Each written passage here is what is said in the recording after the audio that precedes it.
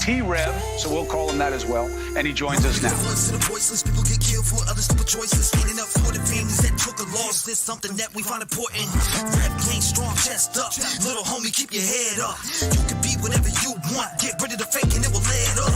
All my life I strive for greatness. I manifested my time with patience. People trying to copy us, but respect is earned. It's not an obligation. I love the fam and they love me back, and that's why I always have the backs. I give a voice to those people who were never given a chance for them slimy cats. When you come here, you ain't a number to me. I really take time to read what I see. Don't forget to lock your doors, cause there's danger all up in these streets. Y'all really put life into the air that I breathe. I really am thankful for all of my peeps. What is going on, ladies and gentlemen? Welcome, Paige, Candy, Gianna, Delana, Holly, CKI, Barbosa. We got Todd on with us tonight. What's going on, Todd? Hey, T-Rev, not much, man. Thanks for having me. Yeah, I got a chance to look over that latest document, and it just blew my mind. So glad we get a chance to talk about it a little bit. Yeah, definitely get to dive into the document and the verbiage. I made a little video earlier just talking about it, but man, just there's a lot of different things in this last document that is just like, why did you? I don't know. We'll get into it. Why did you put this there? But CKI, thank you. I appreciate it. Love you, T, and family. Treats for Sosa. Well, you seen that damn basket picture I dropped in Discord the other day. Treats for Sosa, man. He's got tons of them. He's in there limped over, late, sleeping right now. Kaylin said, who's the special guest? Todd, Xander Kernodle's old coach, gymnastics coach at that. So glad to have him on tonight to dive into these documents, which I do have right here, and they should load up in a second. I just had them on screen not too long ago, but they'll show up in a second when they feel like loading. Barbosa, how are you doing? Better late than ever. It's better late. Let's do this. Let's go. Shani, what's going on? Candy says, let's go. Shani says, so happy Rev is on. I was hoping there would be a live tonight. I was thinking about it, and then once I seen Todd, he went over the documents. I was like, you know what? Yeah, let's do it. Let's do it. Hello, all right. It's T-Rev. What's going on, Tree Baby, Tennessee? I don't know why this document always does this. It's not even the document. It's just been doing this lately. They need to update it. Mountain Mama. What's going on, Mountain Mama? Hey, Mountain Mama. There we go. Okay, so we have this up. So we know in this document, this part right here, what did you think about this specific part, Todd? Well, I think that was the defense realizing that they had to stipulate what they absolutely knew through discovery that the prosecutor was already going to be able to prove. The prosecutor was absolutely going to be able to prove that Kohberger was not at home, and that they were going to be able to prove that he was out and about. And so, you know, if the defense doesn't stipulate that, they just look like liars. So yeah, it's a shocking statement to us. Nobody expected this, but it makes sense. They had to stipulate that he was out and about. And of course they're going to say, well, we can't provide you with a specific location because there's no witnesses to it. And interesting as that document goes on, how they say, well, maybe through cross-examination, so what they're hoping to do is to, trip up the ones who have made the timeline, trip up the ones who did the phone pings, try to go after some of the state's expert witnesses, and hopefully through that cross-examination, they're hoping to be able to muddy the waters a little bit. And that's, again, why they're so frustrated that they didn't get to have this preliminary hearing that they wanted so badly. And they even stated that again in this document that, hey, we were tricked. We thought we were going to have this. And then the state went and did. Well, the state had the choice, and the state chose to do the grand jury. And that's the standard modus operandi, so it's not anything out of the ordinary. You made a good point backstage also. You said the defense is pissed off, infuriated that they couldn't get a hack, at this preliminary. And that was a great point to make backstage. And I was like, man, we got to talk about that, because they are mad about that grand jury indictment. They want it thrown out. They want to be able to test and give a shot at anybody who was there to testify against them, or so I thought that was a wonderful point that you made backstage. Well, yeah, they absolutely they want practice, and a preliminary hearing is basically them getting to practice. The state provides their witnesses, and then they get to cross-examine those witnesses. They get to see how those witnesses hold up under pressure. They get to realize what makes them nervous, what doesn't. So they wanted a practice session, but the law doesn't. Gives the alternative to the state to do the grand jury and find probable cause and go from there. So yeah, and again, that shot in the dark, them trying to get that grand jury thrown out, that's not going to happen. And again, that's because they want their practice session. But and I did a little research on that too. So I guess back in the late 1800s, when the Idaho Code was originally written, it called for a grand jury to find beyond a reasonable doubt in their testimony, or in what is presented to them is supposed to give them beyond reasonable doubt. But also back in the late 1800s, there was a case that happened in New York that kind of changed all that around the country. And ever since that, for 150 years, every state, everywhere, every court has been probable cause. That's what a grand jury needs to come up with. So for 150 years, the Idaho Supreme Court has said, hey, probable cause is enough. If grand jury finds probable cause, the indictment goes forward. So they took a shot in the dark. They basically threw a Hail Mary, but that Hail Mary, the wide receiver was on a different football field. There's no way he's coming down with the ball. So they're not going to get that indictment thrown out. And again, it's because they want the practice session. I also, interesting, Bethany Funk keeps getting brought up because Bethany Funk, they had subpoenaed her because they wanted to sit down and do a deposition with her. They didn't do that with Dylan. So all these people are running crazy in their minds thinking, well, she must know something about Kohberger. She must be. No, it's just the grand jury, the defense thought that they were going to get to hear from Dylan and be able to cross-examine Dylan at the preliminary hearing, because Dylan was the one that was brought up in the probable cause affidavits. Beth wasn't brought up in those probable cause affidavits, but she was a surviving roommate. So the worst attorney on the face of the earth is going to want to know what she knows. So of course they sent out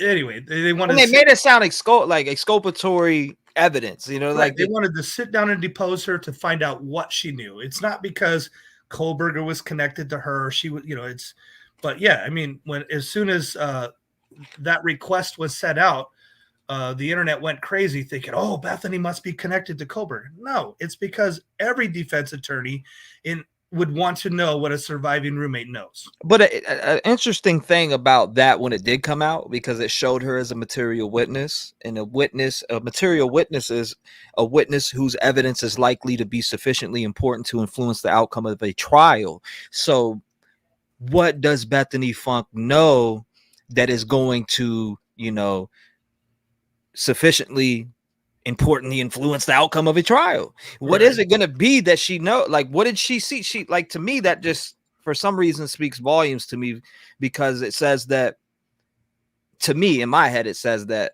she seen, or there's something that she heard or seen that is very important to the case.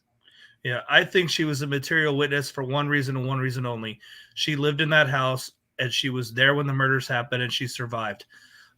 That makes her a material witness. They want to know what she knows. So they wanted to depose her so that they could find out if there was anything possible that they could use.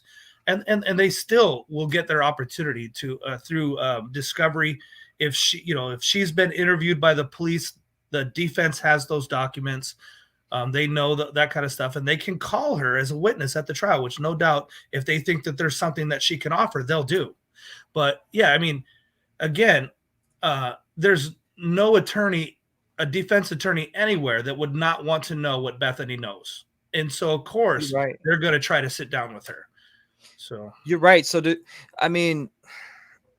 we know that both of them were questioned heavily. I mean, that's Right, just of course. that's common sense when it comes to this. I mean, there's a quadruple murder in the house. They're definitely going to be questioned. Now, their statements are going to matter a lot. On Sure. what they said. And there was a lot, at the beginning, I remember everybody coming out and saying, well, they got lawyers. And I'm like, where the hell are people getting this information from to know what they got or who they got? It was a rumor that came out, just like the rumor about Xander Kernodle's mom getting caught with $500,000 in fentanyl. I'm like, where did this rumor come from? Because somebody sent me an email and was like, she got caught with $500,000, where I couldn't find anywhere it said $500,000. Right. So it was just like, these different rumors that are coming out are said by one person, and it's spread from chat room to chat room, from post to post, all the way into the media. Yeah. I heard something on I read something on Facebook a long time ago that said you can't believe everything you heard on Facebook, and it was a quote from Abraham Lincoln. Thank you. I mean, so yeah, just because somebody says something doesn't make it, factual. And yeah, I mean, people, especially in the beginning, because we had so little information about what was happening, we speculated, and there's nothing wrong with a little speculation as long as we put it out there that it's speculation. Yeah. Not that, hey, we know this happened when we don't know anything.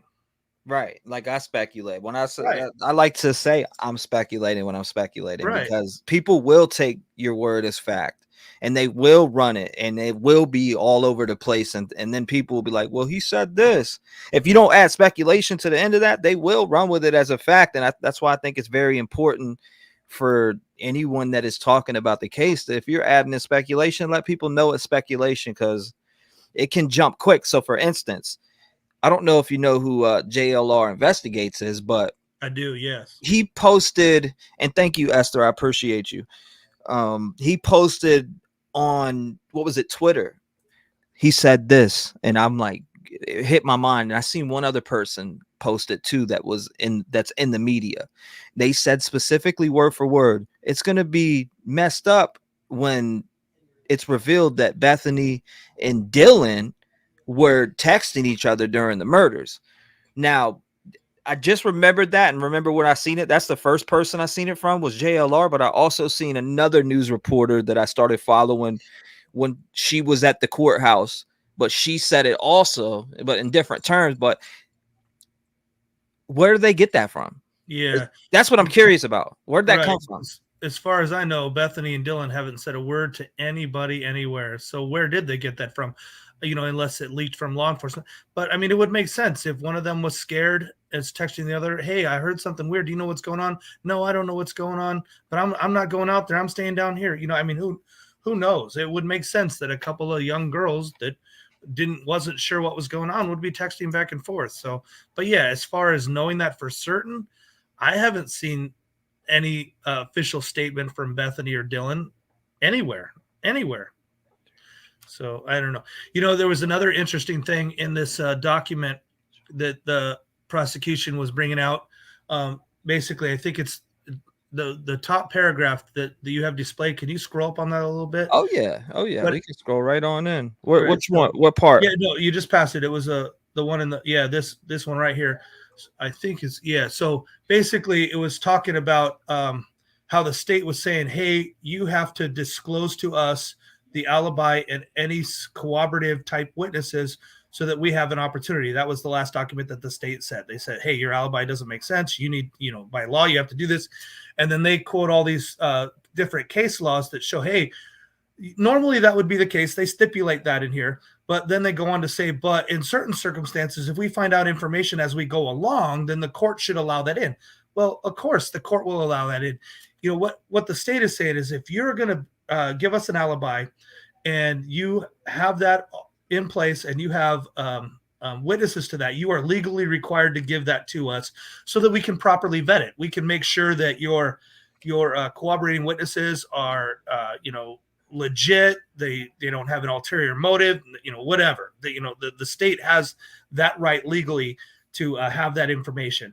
But of course, if something comes along, we discovered new information. That's when you go before the judge and say, Judge, new information just came to our attention. we're asking for a continuance so that we can investigate this, give it to the prosecutor, they can investigate it. And that's all this case law that they bring out in here. That's basically what they're saying should be allowed. Well, nobody ever said it wouldn't be allowed. Mm-hmm. What they were saying is, if you plan to use something specific, you legally have to give it to us. That's all the state was saying. And that's Idaho law. If you plan to use something specific, you are legally required to give it to us so we can vet it. And the thing is too, and I know what you're talking about. The prosecutor, was it Thompson? He said specifically, I at least need that 10 days before. Right. And that was the deadline. And I'm thinking like, damn, you're giving them all the time in the world, but it's 10 days before. Like, you need to let me know all the different things, the witnesses, what you're using 10 days before. So they're asking for that. And I don't know. And then another problem I have with the defense, which I don't know if you caught it in here, is they're kind of playing it off as if they're getting information late. Oh, well, we're going through it as fast as we can. Right. We get through this and we get through discovery, as quick as possible. Well, and I noticed they're playing that off. Yeah. And I noticed in this document too, that they said they're getting discovery weekly. Exactly. Well, at what point should the investigators, the prosecutor, and their staff stop investigating? They're going to investigate this until the trial is done. Mm-hmm. So, of course, they're going to continually get discovery. Every time they find a new piece of information, they're required by law to turn it over. So, but yeah, I mean, we talked about last week about how many terabytes of information they were given. Yeah, it's going to take some time to go through that. Basically, this document, they're trying to say that the prosecutor isn't being forthcoming on certain things, and it just, from everything I've seen, it's not the case. And when it comes to saying, "Hey, boo-hoo, not fair," we haven't. If he had a real alibi, he would have known that the day he was arrested. And how many months has it been now? And they're didn't want to give a real alibi out to begin with. They just said he wasn't there. And now that the prosecutor has forced their hand, then they've come out with what they know the prosecutor can prove and saying, but hey, if something else comes up later, we should be able to submit it. Well, of course, if something else comes up later, but if he had an alibi, he would know his alibi. And not only that, if you had somebody to corroborate it, they'd be able to corroborate it. But specifically right here, we already know set forth for the trial that Kohberger was in this vehicle. Now it doesn't mention whether he was alone or with someone, but if he was with someone, I don't think he'd be sitting in that jail cell. Right. You get what I'm saying? If he had a solid alibi and could prove it, he would have given that up months ago. But even if he was, though, so to say that he wouldn't be, I kind of messed up by saying that he wouldn't be sitting in that jail cell, because then you got that DNA at the scene still. Yeah. So it's not, that I think that other person would be in some trouble themselves if there was a person with them. I'm speculating when I say a person possibly being with him. But if that person was with them, if there was a person, they would be in a boatload of trouble themselves.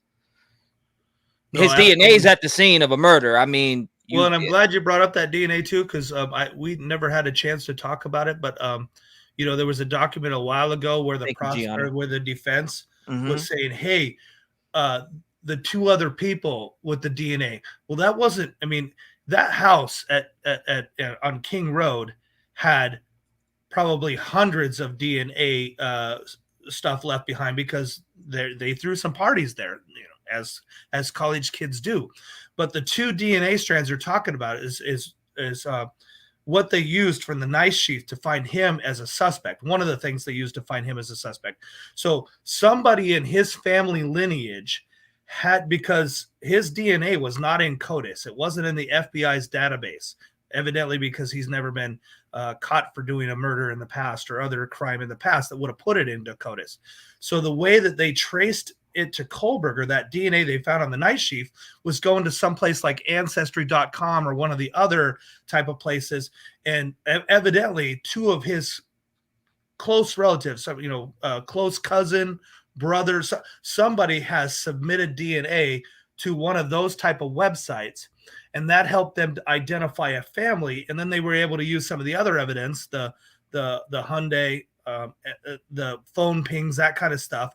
And then with all that information, they were able to go to a judge and secure a warrant to go search his trash in PA, and that's when they were able to tie that DNA to his dad and show that it was, whatever 99.9998 whatever percentage likely that was the fraternal father, parent of this suspect.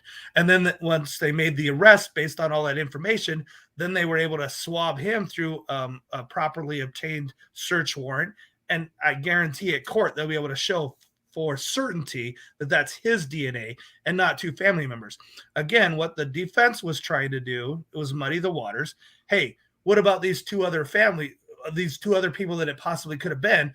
They're trying to muddy the waters to say that they didn't have probable cause to go get that search warrant. But this type of investigation is held up time and time and time again.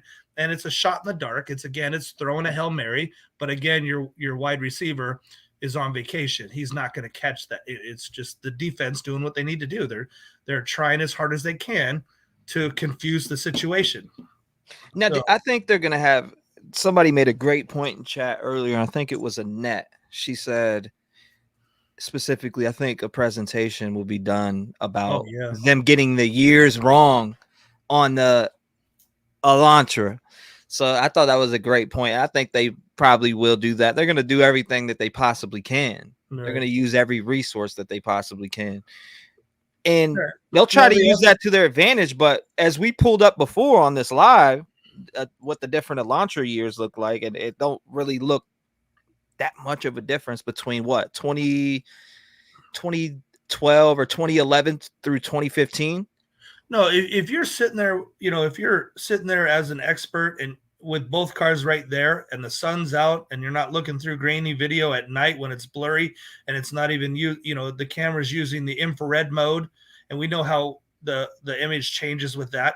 Yeah, if you're sitting there with two Elantras, 2011, 2015, and the sun's out, then an expert might be able to tell the difference between the two cars. That's a 12 right there, right alone. But and that FBI agent's going to have to explain that. He's going to get up on that stand and say, I thought it was this, but in going back and looking, no, it could have fit into any one of these because of the wheelbase, because of the distance, because of the headlights, because of all that. He'll be able to explain that, and anyway, again, all that information did was lead him to a suspect, and then they were able to tie that suspect to the murder through DNA, physical evidence, very strong physical evidence, and then all the other circumstantial evidence, which was those phone pings.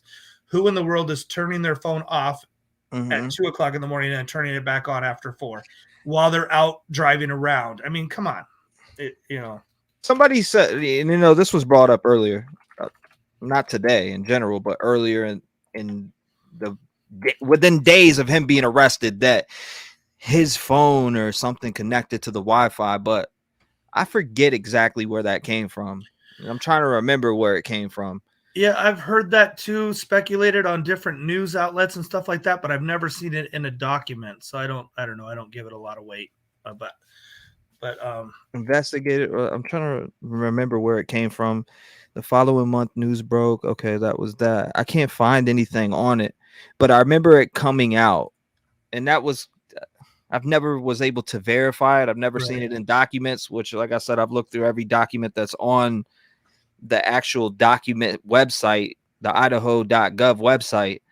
There's no document on there that states that Bryan Kohberger's phone is connected to that Wi-Fi whatsoever.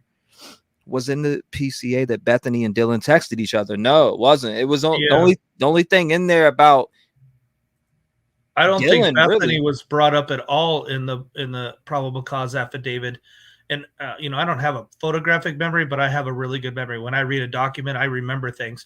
And I don't think Bethany was brought up at all in that document. So the fact the two of them texting each other, there's nothing in there about that, to my recollection.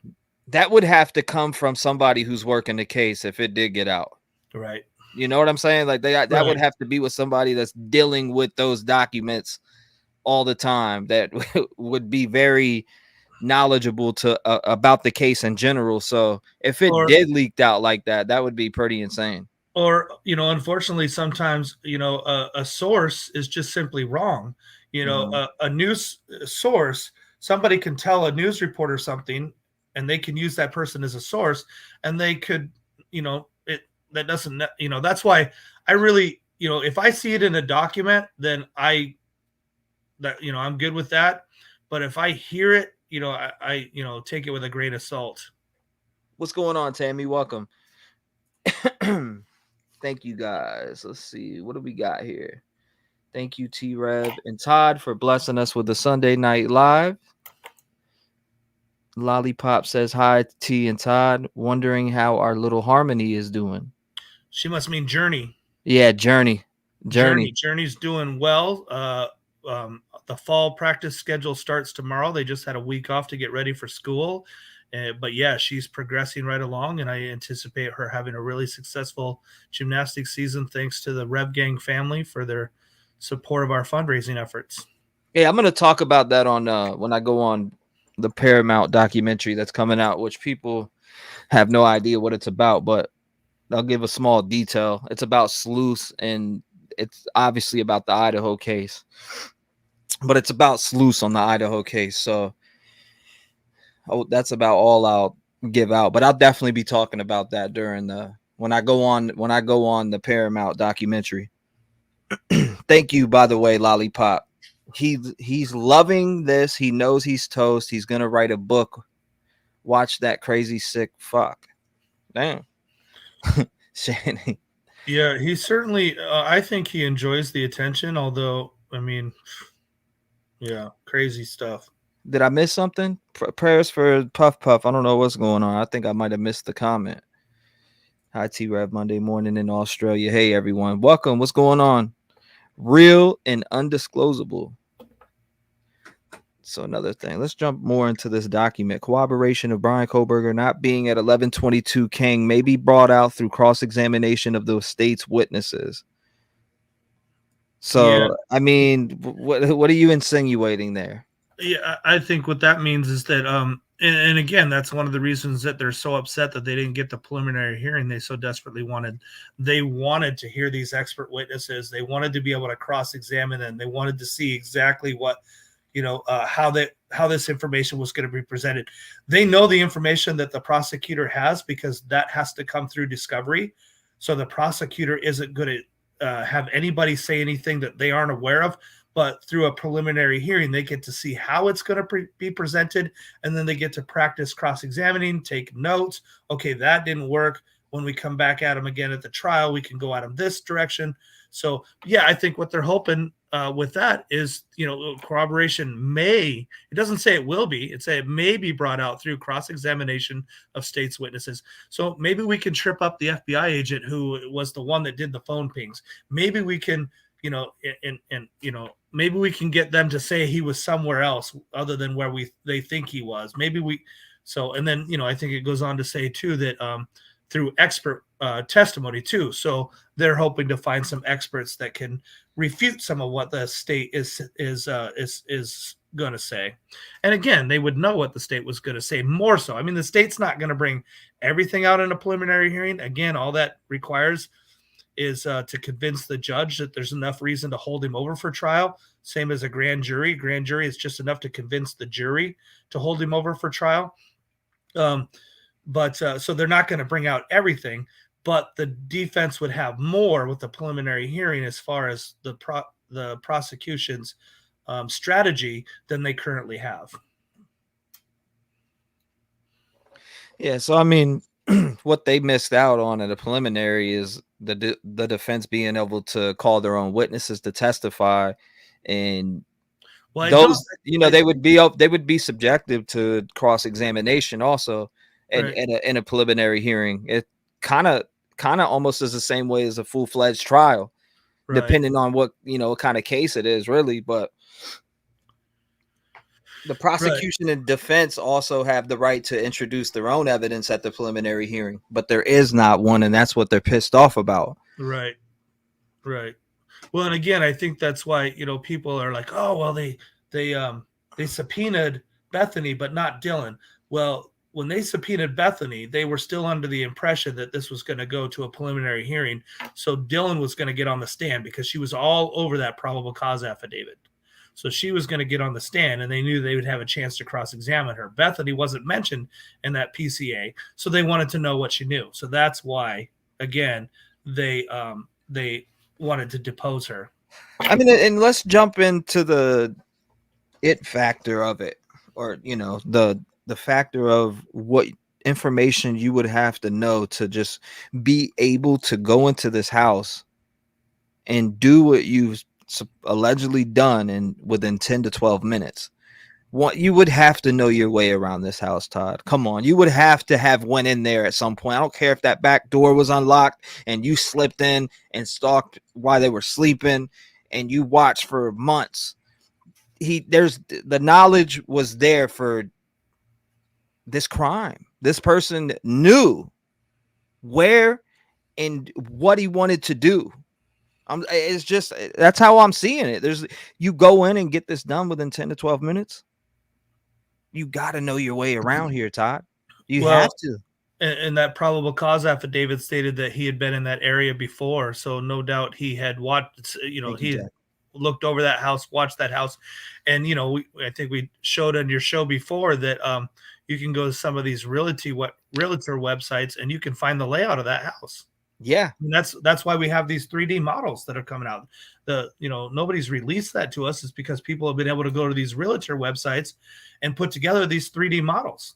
So, was Kohberger smart enough to do that? I mean, he was a very well-educated young man. So, and they did a great job with the models, because if you pull up the model, for instance, when you watch those cowboy guys walk through, they could have been FBI. I don't know. I did see one of them walk by Chief Fry when he was doing a press conference out front of the precinct, maybe, or the police office. I seen one of those dudes with the cowboy hat walk by him that was at that house. So when they came through that back door and they walked through, you see him take a big step up. So if you look at the model, it actually does show that, and it's pretty precise. Right. It's pretty precise. Like it's on point with the build, in my opinion. Right. Well, and I mean, we'll probably find out, but I mean, maybe that wasn't the first time he'd been to that house. Maybe even inside. I mean, there was parties that went down to that house. Maybe he had been in. If there's a party going on at a college house and somebody decides to walk in, who's going to stop him?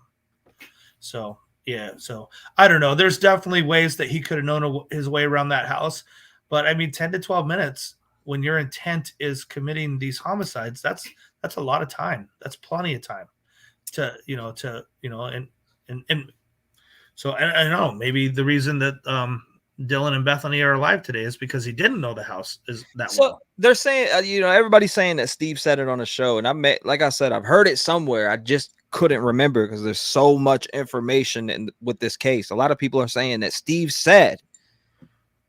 Now I have to go find it. Send it to me, right? I mean, email it to me wherever, whatever interview you're talking about. Interview it to me. Email it to me. Send it to me, because I'd love to pull it back up and revisit that. Because if Steve said that, that's pretty. Steve mentioned he was touching their Wi-Fi or something. Yeah, I think I did hear that one too, but it might have been on one of those, either the Dateline or the other one that I think ABC did, because they were both interviewed in that, and I think Steve may have been supposing that, because I don't remember him stating it as a fact. I do remember something about Steve saying something along those lines too, that he thinks that maybe he had connected to his Wi-Fi at some point, and they may have evidence of that. But in order to connect to somebody's Wi-Fi, I mean, you don't get a router anymore that doesn't already come pre-equipped with password protection on it. So how would he know the password to connect? I mean, but I do remember something about Steve saying that, but I think it was a supposition more than a factual. I know that this was the case. Where would he get? I'm just thinking in my head, where would he get that from? Yeah. You know, but then I've heard some very interesting statements from the Gonsalves family throughout this case. Like I've mentioned so many different times, the 156 Christy saying she's seen Maddie and Kaylee get home. I mean, that's what made me believe there was a rain cam there. But a lot of people speculate it's the 1112 camera that picked them up. Yeah, maybe she saw them walking and knew they were just about home, but not actually, yeah, it could be.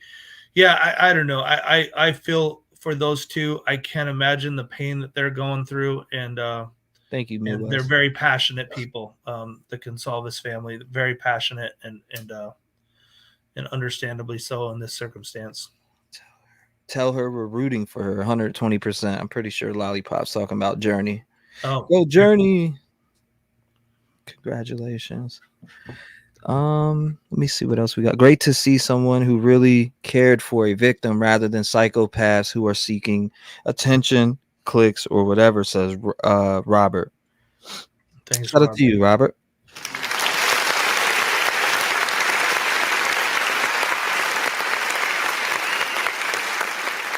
Yeah, I really appreciate your show, T-Rev, because from day one that I found it, this channel, and it's kind of ironic because I found it based on a lie. Yeah, that damn Angel Girl crap.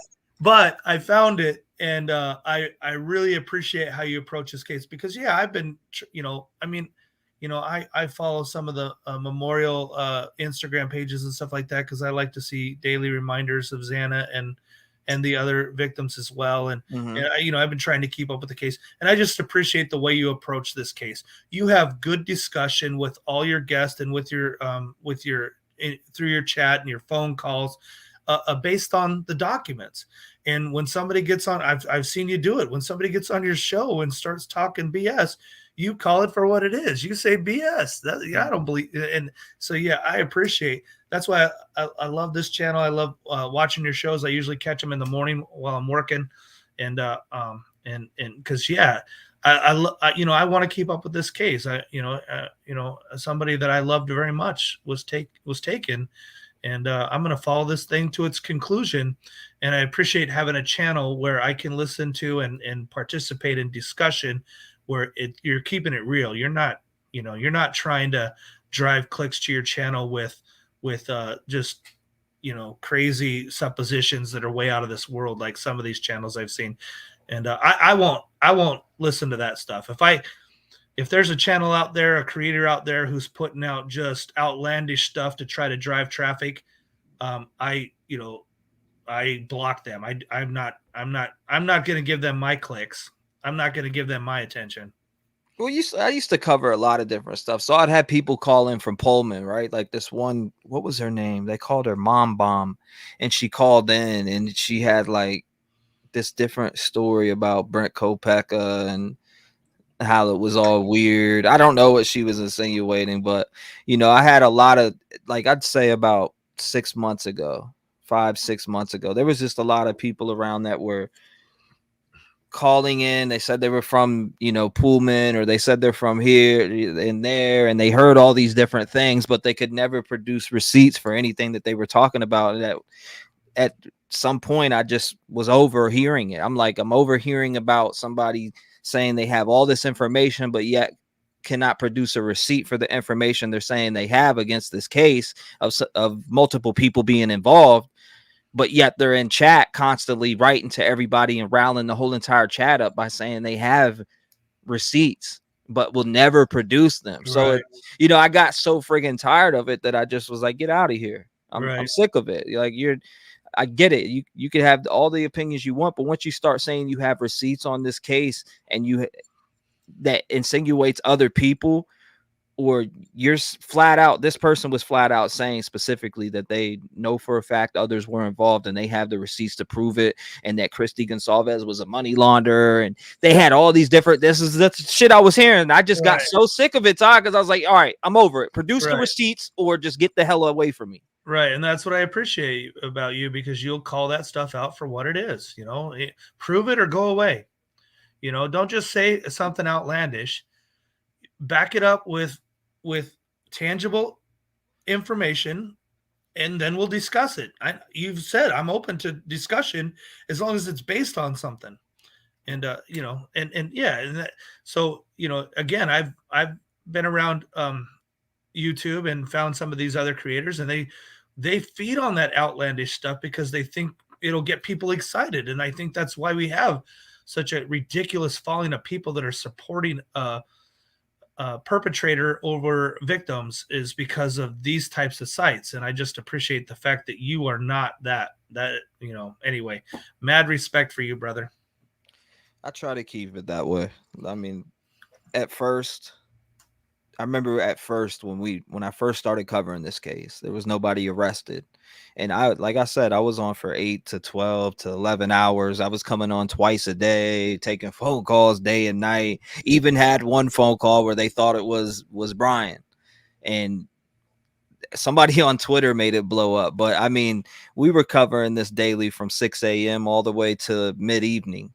And on, and I'm telling you, man, the phone lines were broken. So many people were calling, and I had to go through like 80 to 90,000 phone calls to find the guy's number that called me, to give it to reputable sources for them to be able to find out who it was that called in and was talking about the stuff that this person was saying, because it kind of matched up with the questionnaire that Bryan Kohberger had on Reddit. It kind of did. Now, you were telling me last week that somebody claimed that was debunked, that it wasn't him. Yeah, it was through Unhidden True Crime. True Crime.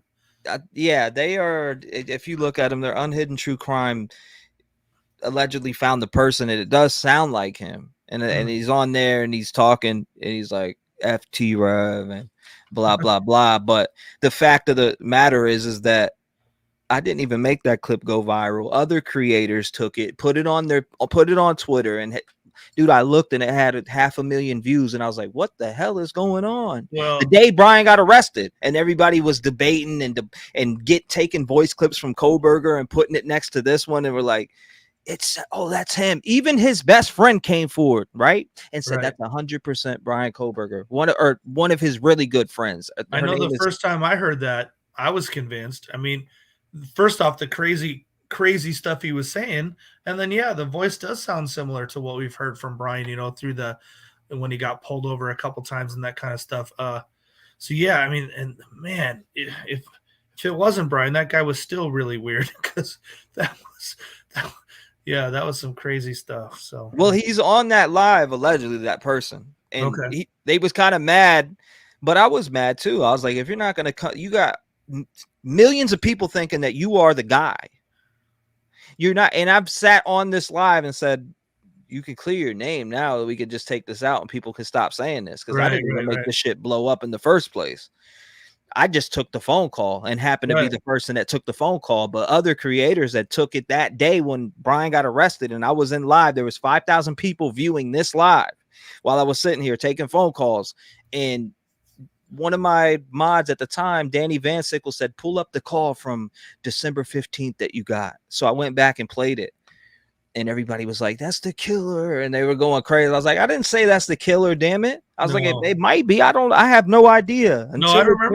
I remember that call. You were just like, dude, that's weird. What, I mean, I remember, because, I mean, how he was saying that he worked with several people that had talked, and his story changed throughout that phone conversation. First, they were from a frat house in Moscow, and then as you kind of started pinning him down on how weird that was, then no, not Moscow. It was another area of that dude was weird. Even if he wasn't Bryan, he was weird. It was super weird. It was and it went viral because of the crazy stuff that he said in that phone call. Not because what'd he say? How do you get away with it? Like just the way, like it was just like if you. He said a bunch of frat kids that came up to him. He was like maybe 10. I think it was 10. 10 frat guys came up to me, over the years, and I can't remember verbatim what he said, but he was like, they asked me, if you were going to commit a murder, how would you get away with it? You know, I'm like, what is it? Like, that's what got to me. That I was like, man, this dude, my antenna went up immediately. Like, this is a troll fucking with me, or this is somebody that's twisted. Yeah, and I'm with KDD. How was it that he was ruled out as so? Yeah, I don't know if we're still sure, Katie. It sounds like somebody else supposedly got him on, and he claims to be the one who made that phone call. Well, he says the same thing in the live, Right. right? Okay. So he will say the same words that he said because she asked him. It was Unhidden True Crime. I forget her exact name. I was talking to her back then. I gave her the information. She got a hold of him. Her and her husband got him up on the live and had him say those same words. And it did sound similar to or exactly how. Well, but I'd have to now I'm actually curious. I don't know why I have played them back to back, but I will just to make sure. I'll tell you what, at some point we'll know, because if that was him, the FBI has already done the voice analysis and it'll be on at the trial, because the crazy stuff that he was saying, if that was Bryan, they'll be using it against him. For sure. So we will eventually find out if that was him. It just may be a while. So. And the Papa Roger, but somebody said that he was active recently and tagged me on Twitter, but I still don't believe that crap because people can make pages named Papa Roger. Right. No, I remember you and Jeff talking about that a few days ago, and yeah, I'm kind of in the same boat that I can steal a profile picture and copy a name. That's not that difficult.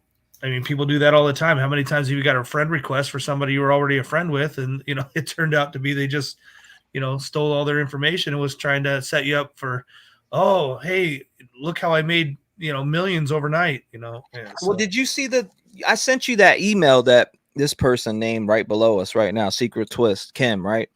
She said specifically in there that her daughter is close friends with Jazzy. Remember the email I sent to you, and she talked about Kaylee's heart being cut out, and oh yeah. And we were like, man, this is pretty twisted. Yeah, and I remember, because her claim to being close to Jazzy was that she went to WSU. Well, how many tens of thousands of people attend WSU? I mean, just because you go to the Washington State, the second biggest university in the state of Washington, doesn't mean you know somebody. Yeah, I remember reading that. It was like, yeah, there's something wrong with this person. And she's saying specifically that her daughter is really good friends with Jazzy. So it's like, oh, Jazzy told me that. I'm pretty sure in there she said Jazzy told her that her daughter, that she was pregnant at the time. Yeah. No. And people are still, top people are still bringing this woman up on panels and stuff. Yep. No, that's it's insane. It's insane. It's nonsense. We would have known about that because that would have been come out in the autopsy. Yeah. See, I'm reading it right now. I'm a parent at a sister school who's terrified and heartbroken. Yeah. Well, I'm trying to say you have social responsibility, and yeah, this lady was crazy. She was just mad because you wouldn't give her the time of day. That's what it was. And she first had reached out to me. Right. She reached out to me first and was unsuccessful, or I ended up talking to her and then she got hung up on because there was like thousands of people calling in on this certain live, and it was a live that had like 4,000 people in there. So I remember her getting hung up on because the phone lines were so broken from so many different people calling at that point. And guys, if you want to add in something while we're on panel right now, you can call in and leave a voicemail if you want to leave a message for me or Todd. But yeah, when she had called in, she tried to get I started talking to her. It was like maybe 1 minute and it hung up on her. So she went to another channel and they ended up talking to her. And another person that put out an interview with her, Chronicles of Olivia, which that is not up anymore. It was taken down. I ended up finding out that she was malarkey. It was that straight up joke. It was all BS. Right. So I did, I was like, nah, no more. After that, and that's what she's expressing in this email that she sent to you was, all this crazy stuff about the Jacks being involved, the college attorney in general, they're all involved, basically saying that this was all some huge conspiracy and that you're responsible for not perpetrating her nonsense. I mean, that's what this email, come on. Yeah. If I don't ever read this email again, it'll be too soon. She's crazy. She's definitely wilding out. I'll tell you that much. Yeah. That guy was a creep too. says Marianne. Thank you, Regina. I appreciate you. That guy who called sounds exactly like Bryan does in the other video, says Anonymous. Yeah, I agree. I mean, I haven't listened to the two back to back, but when I listened to that video, especially the one where he got pulled over by the female officer, when he had went past the white line and waiting to make the left turn, and she pulled him over, and he was, and I mean, who asks that many questions when they get pulled over? Anyway, but yeah, that voice there sounds to me like that voice of the person who called into your show. So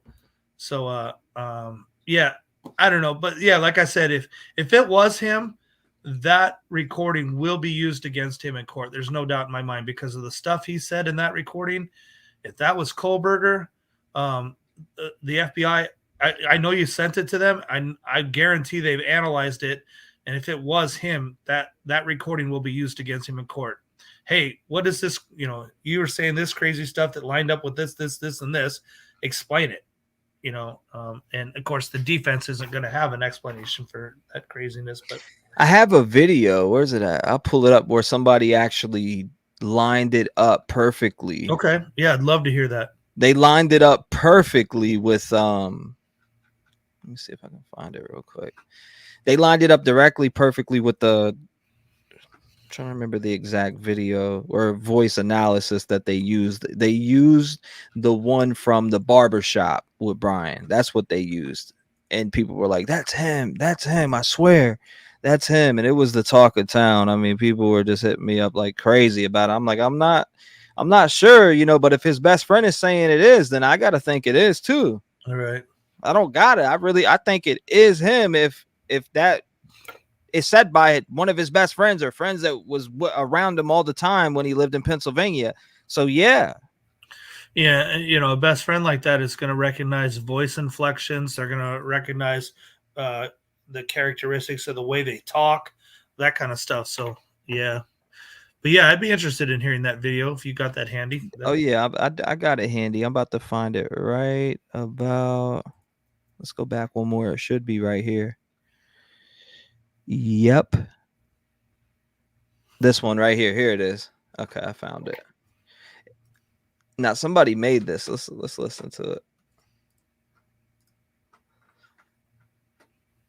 Hi, my name is Bryan. Would you be able to give me a haircut tomorrow by any chance? Dave. Hey, what's up, man? Is this T-Rev? Yes, sir. What's going on? Not much. Hi, my name is Bryan. Would you be able to give me a haircut tomorrow by any chance? Not much, man. I found you today. I watched your live Hi, my name is Bryan. Would you be able to give me a haircut tomorrow by any chance? earlier this afternoon and been watching. Hi, my name is Bryan. Would you be able to give me a haircut tomorrow by any chance? This one, and the thing that. Hi, my name is Bryan. Would you be able to give me a haircut tomorrow by any chance? That strikes me kind of weird about all this is that I live in a college Hi, my name is Bryan. Would you be able to give me a haircut tomorrow by any chance? town, and I've worked with. Hi, my name is Bryan. Would you be able to give me a haircut tomorrow by any chance? Probably. This was the only clip that was out on Bryan at that time. Right. You see if somebody matched it and then kept repeating back and was playing. But I mean, when you hear him leaving the voicemails, hi, my name is Bryan. Would you be able to give me a haircut tomorrow by any chance? So I he had that deciphered on what voicemail he would leave on that. Right. No, that's definitely a little bit different circumstances. When you call into a show like yours, you're going to be a little bit more nervous. Yeah, I'd like to see it compared with him getting pulled over by that female Moscow police officer. In fact, one of these days, I might put something together like that. But yeah, and a phone message to a record. I mean, recording systems are going to be different. I don't know. When I first heard this, I thought it was him. Both because I thought it sounded like the voice I'd heard from him being pulled over, and also because of the crazy whack stuff that he was saying. Because that was like, yeah, it was pretty wild. It was pretty wild for sure. I thought I'd play it though, because people still to this day email me about it. Right. They're like, I don't care what anybody says. Hidden true crime. I don't care if they said they debunked it. I still think it's him. And I'm like, man, she said they debunked it, and I believe them, but I don't know. Yeah, I'll have to go listen to that too, because I mean, just because somebody calls in saying that, I mean, again, the voice can, debunked. Yeah, that's anyway. We'll see. We'll see. Again, if it was him, it will come out. Do you think that sounds similar? Those two, I'm not 100% sure. I think maybe, I mean, close enough that it wouldn't tell me no, but but again, it was a voicemail or a call into a podcast, so it's right way podcast. different. Yeah, your audio. I mean, no two audio recording devices are exactly the same. So yeah. Yeah, I don't know. I know when I first heard it, I thought, man, it was him. Yeah, look up the phone call, or can you look up the work brain, the him getting pulled over by the Moscow police officer? Yeah, that one's easy to pull up. What was it? Bryan Kohberger pulled over. Was it by Moscow? Yeah, he was in Moscow. I thought it was Pullman. Was the lady cop, right? Yeah, it was lady cop. Maybe it was Pullman. Yeah, it was Pullman. I'm pretty sure it was Pullman. Yeah, that's the one. So even if you're kind of slightly, there's a little bit more leeway as well. Like there are a few lines. Like there's one in the intersection, and then you run the red light. So that's the reason I stopped you. Do you have your license on you? Yep. I got you, Shelly. I'll play it. So this one, to me, sounds like the same person who called into your show, more so than the barbershop one does. Yeah, Dr. John and Lauren Mathis. Yep, Hidden True Crime. That's what I'm talking about. We just got this video out. You what? I'm just gonna get this out for you. Okay. I'm just gonna get this out for you.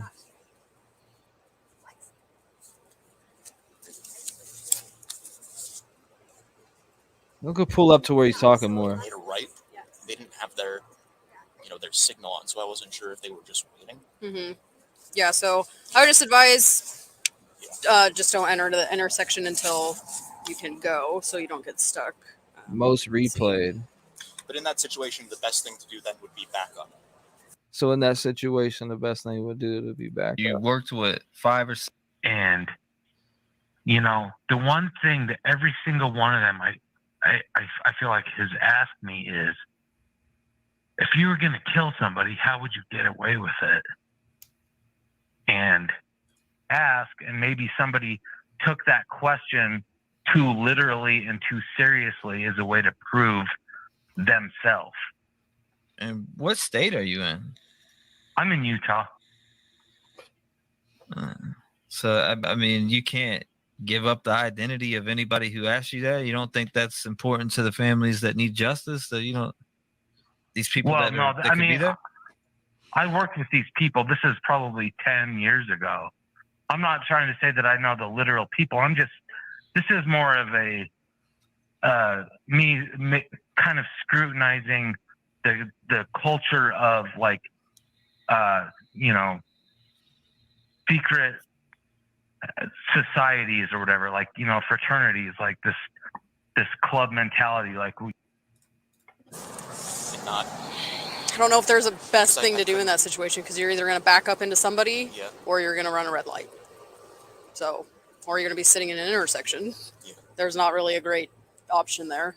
Yeah, I was just slightly into the crosswalk, so where I'm from Pennsylvania, we actually don't have crosswalks. Oh, so even if you're kind of slightly, there's a little bit more leeway as well. Like there are a few lines. Like there's one white line and there's another. Yeah, line. I tell you, I still am not convinced that. But tomorrow I'm gonna listen to that Hidden True Crime. But boy, it sure sounds like Bryan to me. And then the crazy things that guy's talking about.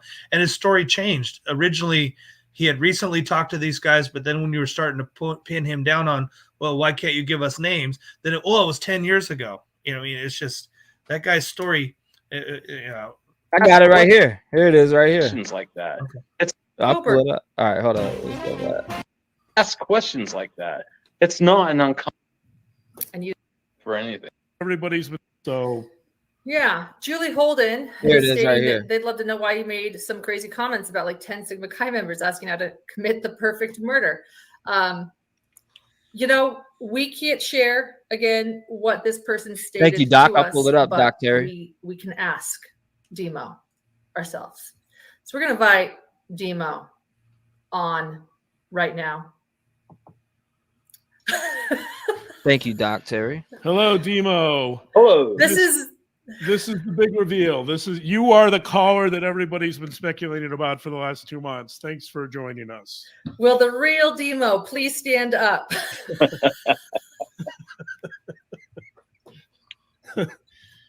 Hello. You can call me Mad Dog too. That's the other name I go by is Mad Dog. That may not help your case, by the way, but okay. All right. Well, I'm not defending myself for anything because no, I know. all I did was called a stupid YouTube thing. So that's it. You have regrets? Do you have regrets calling in? Absolutely. Never do that. Ever. Never call into anything. It's not good, especially We had on to the do some YouTube. coercing to get you on here. We definitely had to do some convincing. Absolutely. So we definitely had to do some convincing to get you on here. Listen. You know, our group and our thing, which I don't have a problem with it necessarily, but it's a thing that's kind of been in the back of my mind. Absolutely. Sorry. I'm trying to get my camera right here. Yeah. You're good. Well, You're good. It's YouTube. Don't worry about it. T-Rev in helping with this and saying, we appreciate T-Rev. T-Rev said, hey, look, I trust the Hidden True Crime team. He gave us some important information as well. And he said, look, I just want to know either way. I reached out to T-Rev tonight too to say, hey, do you want to jump on? We could have had like a whole reunion. I was sleeping when What would she have you? hit me up too. It was late at night. Class reunion here. I don't want to talk to that guy. Yeah, it's been a hard 2 He months. said, I don't want to talk to that guy. Well, It's been a hard 2 months, but yeah, I would have I would have brought him up here any moment I was live every night saying, this guy, come forward. I'll bring you up. We can clear this out, delete the videos, all that shit. And we can put out a video saying that you were drunk that night and you called in or whatever the case had made, would have been. You could have cleared it up, but instead he sat back and was enjoying it. And I literally was on here nightly trying to get this shit cleared up. Right. Well, people took it as like I hired some guy to call in my show to fake some bullshit. Right. Like that is the goofiest shit ever. I was literally sitting here taking calls, talking to people, and this guy calls in out the blue. And then next thing you know, 2-3 weeks later, Bryan Kohberger's arrested. And Danny Van Sickle during this live, where I'm not even thinking about this phone call at all, Todd. It's not even on my mind. I totally forgot about it at this point. It was sus. I sent it to the FBI then, or maybe a little bit right after. I forget exactly because I was listening to it for a couple days afterwards. Like this was a weird call. Right. It got sent over to the FBI even beforehand because I thought it was weird, but it could have been a troll too. So I was like, it was weird. You know, we didn't know who Bryan Kohberger was at that time until the date he got arrested. But when Danny Van Sickle had me pull it up that live, boy, oh boy, I'm telling you, somebody screen recorded me playing it during that live and posted it. When somebody said, Trev, look at Twitter and look at this account, they emailed it to me. I clicked on it. It was at damn near going on 600,000 views within 20 minutes. I was like, oh my God. And I was like, no wonder there's 5,000 people in this live right now. Right. Yeah, it was crazy. But does this guy sound like that guy to you? Similar. I'm not convinced. But yeah, I don't know.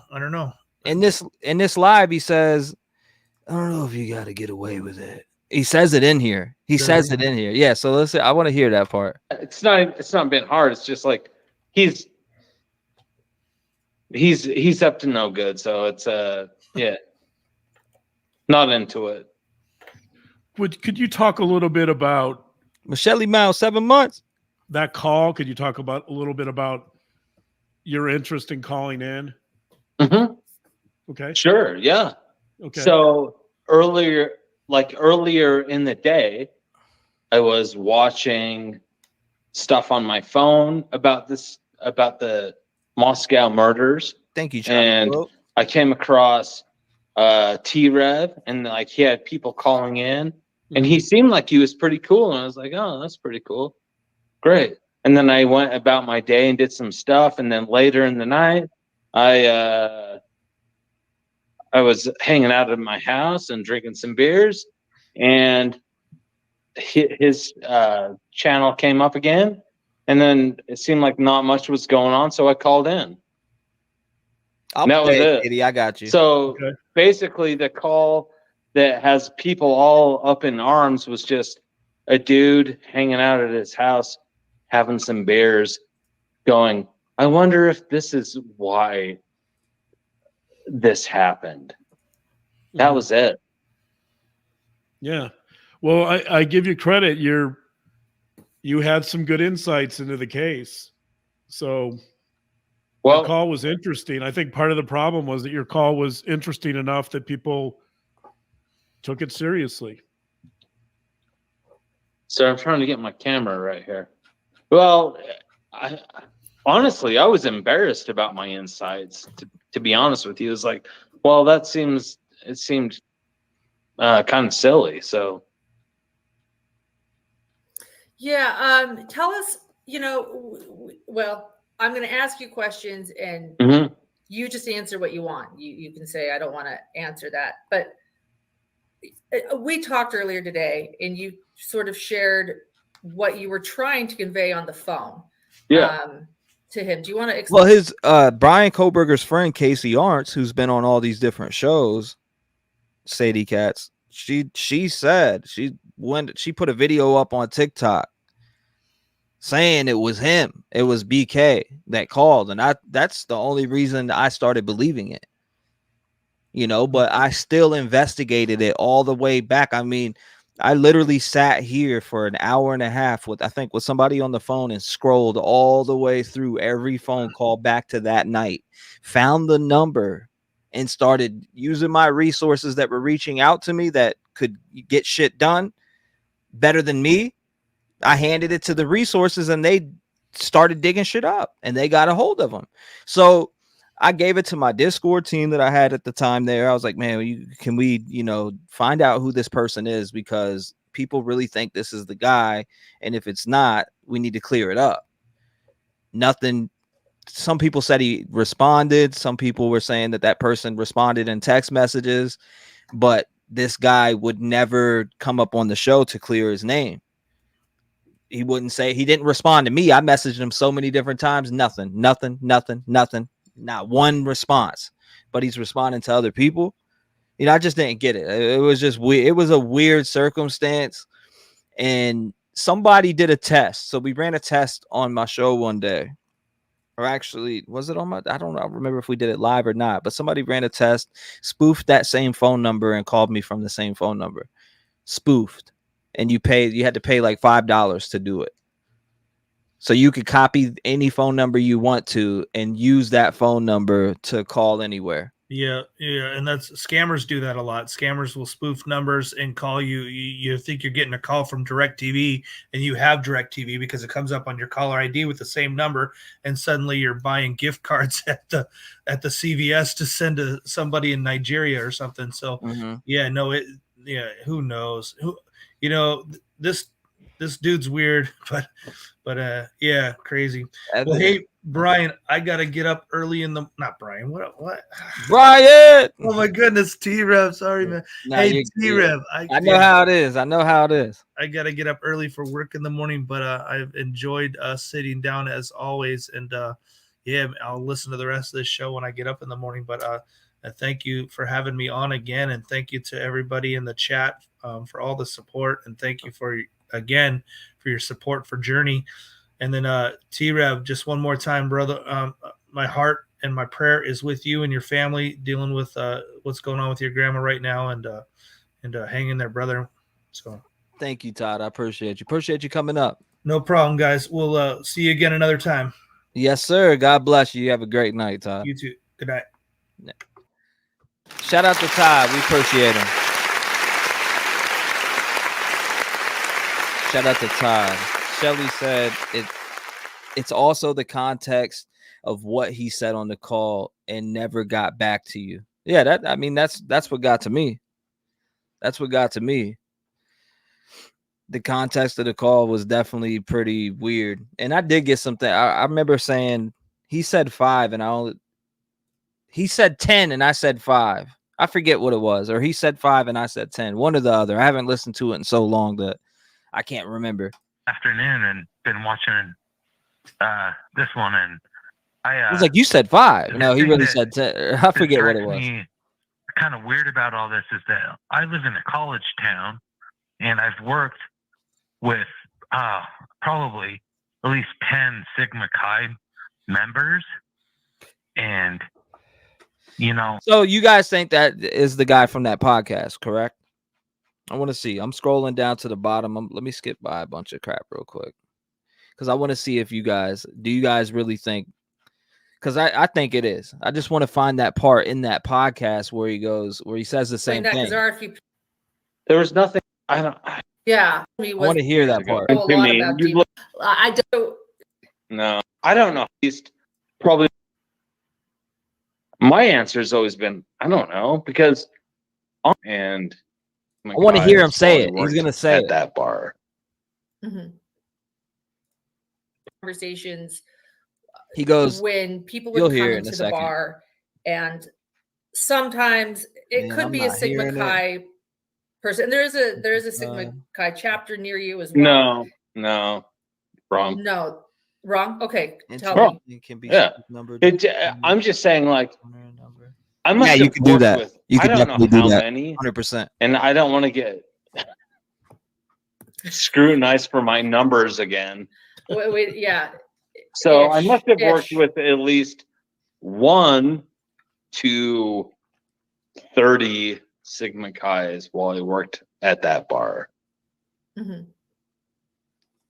Probably more like 5 to 10, like I said the first time. But it's like they say stuff like, "Oh, hey," and this isn't like while you're clocking in and doing whatever. This is like after work and you're having some beers together because it's a bar, right? He said on the call.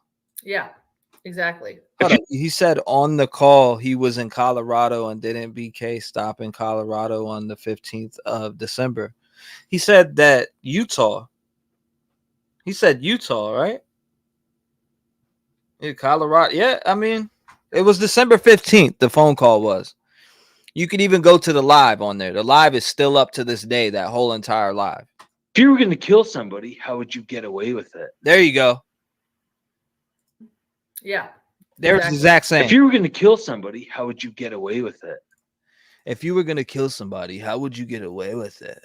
This one, and the thing that strikes me kind of weird about all this is that I live in a college town, and I've worked with probably at least 10 Sigma Chi members, and the one thing that every single one of them I feel like has asked me is, if you were going to kill somebody, how would you get away with it?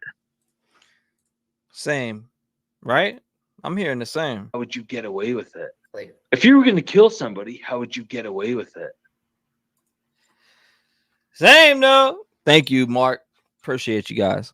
I think it's BK, somebody said. Hold on, let me scroll down to the bottom. Let's hear it. Parroting. You say parroting. Seems like a dumbass craving attention. You have to close your eyes and you could hear him better. I know that sounds stupid, but that's what I do. Utah. That might not be him. Utah has family of BK. Dad, I heard a long time ago, though. It's him to me. Dietrich says, see, he was faking that voice right there, though. So you think he was faking the way that he said it on the call or on this? If you were going to kill somebody, how would you get away with it? So you're thinking he was faking that or this one from the call? I feel like his ask me is, if you were going to kill somebody, how would you get away with it? Trying to see. Yeah, I just did it again. I hear a difference. It sounds different to me. But why would this guy play up? Why would this guy play and say that it is him? Because I gave them the direct phone number from the person that called me. So Hidden True Crime had the direct phone number that called into the show because he didn't call in unknown. And I was able to find out the time by looking at my old live and scrolling all the way back through all the phone calls to even check, to fact check it. So that's, that's how we got where I was at with that. Yes, on the call. Remember Chief Fry said they had FBI without the case from Salt Lake City, Utah. Interesting, that guy who called in sounded like BK, said he was from Utah. Paige said, I think he exaggerated on the interview. He's exaggerating his voice. On the show, Angelica 1411 says he made it sound different. Amanda MC says it sounds like him. I think still an odd call though. Shorty Womp Womp, the Jersey Princess, says that sounds like Bryan. Oh my God. Same, only the pitch is different. Diamond Blue Eyes 76 says the voices are totally different. The one is deeper than the other. He sounds like the bartender, KDD says. Christina says, by the way, he says the words, he pronounces them the same. So he pronounces them the same way as the caller. I got you. Will Warren says he sounded similar, but he was trying to sound like the call. I think he got spoofed, then liked the attention and damn. Oh my God. I get what you're saying. But I never received anything back. So don't you guys think if that was the case, say that number was spoofed, right? Hypothetically, that number was spoofed. And don't you think the FBI would have reached out to me? I know that they got the email, but they never reached out to me. So if it was, I think they would have reached out to me. No, it's the same, says Shar. Heather says the one where he's copying the caller sounds fake. Oh, damn. Dipshit, for real, in my opinion. They called him for sure. I got the messages still from Lauren. I was messaging back and forth with Lauren. They swear that was the person. I'm just saying. Like I said, I don't know. They messaged me that night, and I was in bed asking me to come up on this live, but specifically to be 100% with you, I trusted them, and I still trust that that was the right person and that they found the right person. I don't think they would make that up, right? I don't think Hidden True Crime would make that up. They were good to me, and I was good to them. I gave them the exact information and everything that I knew, and they used their resources for that. Let's see. Bullish in Seattle said, could Bryan have dropped him off in Utah? Was he pulled over after Utah? What? Indiana? This guy's voice isn't raspy, but he tried to make it sound like it was. Probably more like 5 to 10, like I said the first time. But, it's like they say stuff like, oh, hey, and this isn't like while you're clocking in and doing whatever. This is like, after work and you're having some beers together because it's a bar, right? Mm-hmm. Yeah, exactly. If you were going to kill somebody, how would you get away with it? If you were going to kill somebody, how would you get away with it? And I've worked with Sigma Chi, and the one thing that every single one of them I feel like has asked me is, if you were going to kill somebody, how would you get away with it? And kill somebody, how would you get away with it? If you were going to kill somebody, how would you get away with it? Yeah, Exactly. If you were going to kill somebody, how would you get away with it? Again. If you were going to kill somebody, how would you get away with it? If you were going to kill somebody, how would you get away with it?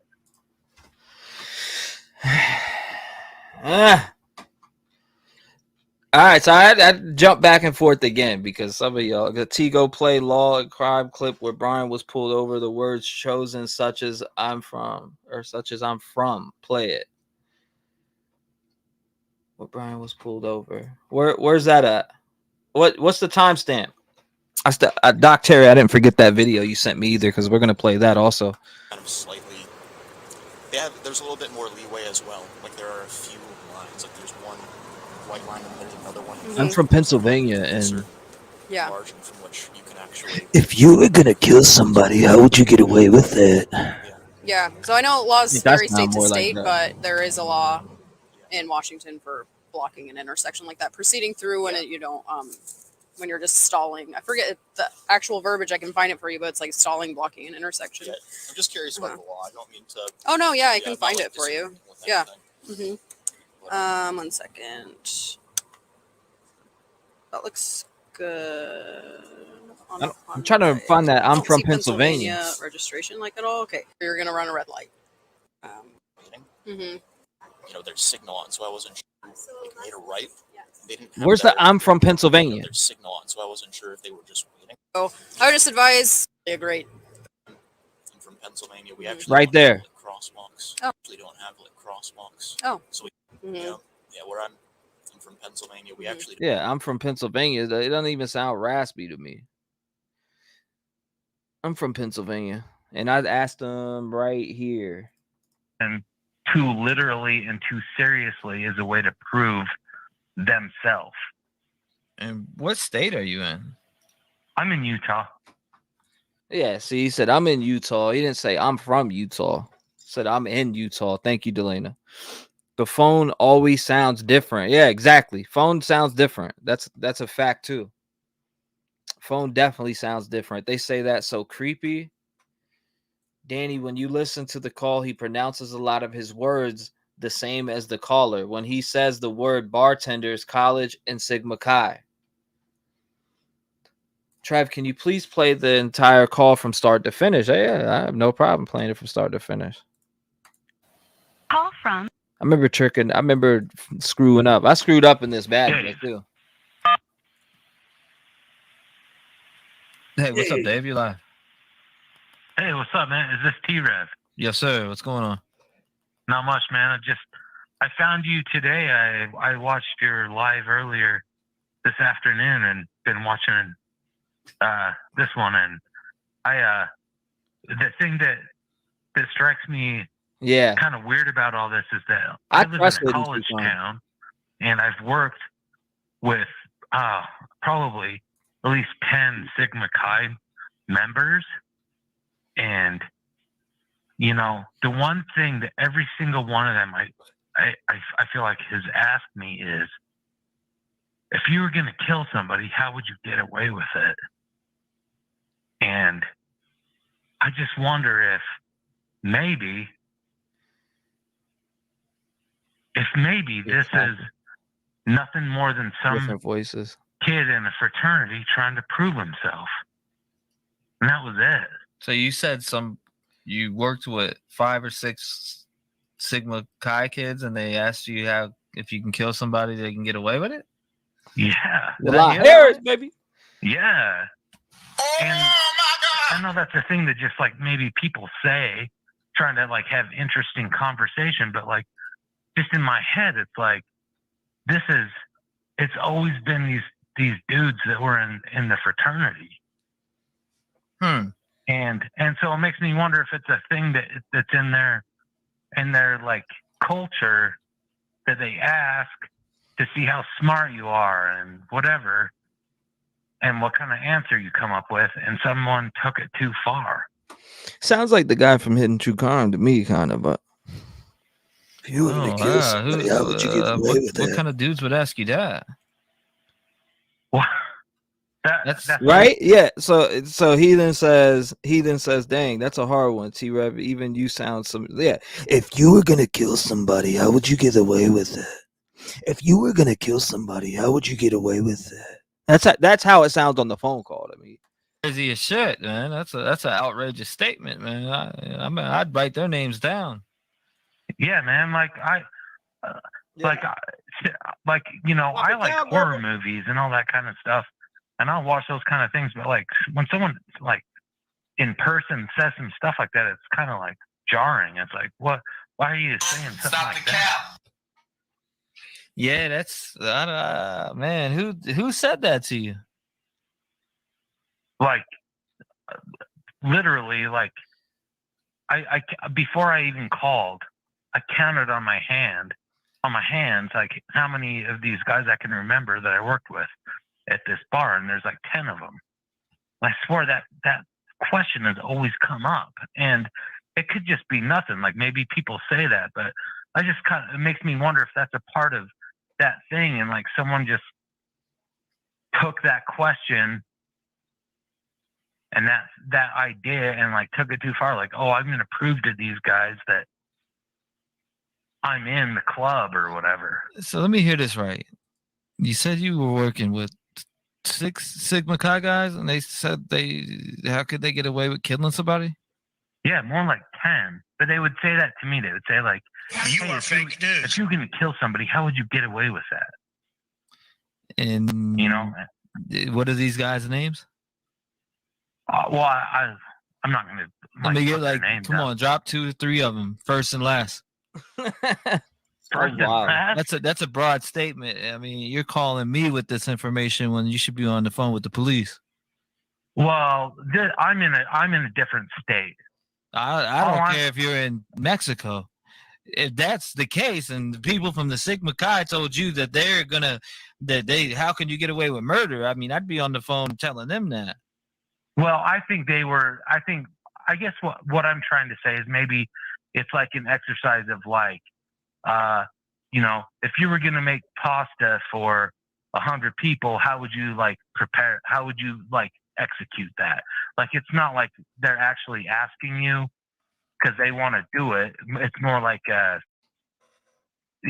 smart are you? How good are you? That's what I'm getting at, is that maybe they're saying, I'm going to present you with this question. Janet Smith says, in fairness to him, this was his theory about what could have happened at the time. I feel a little sorry for him right now.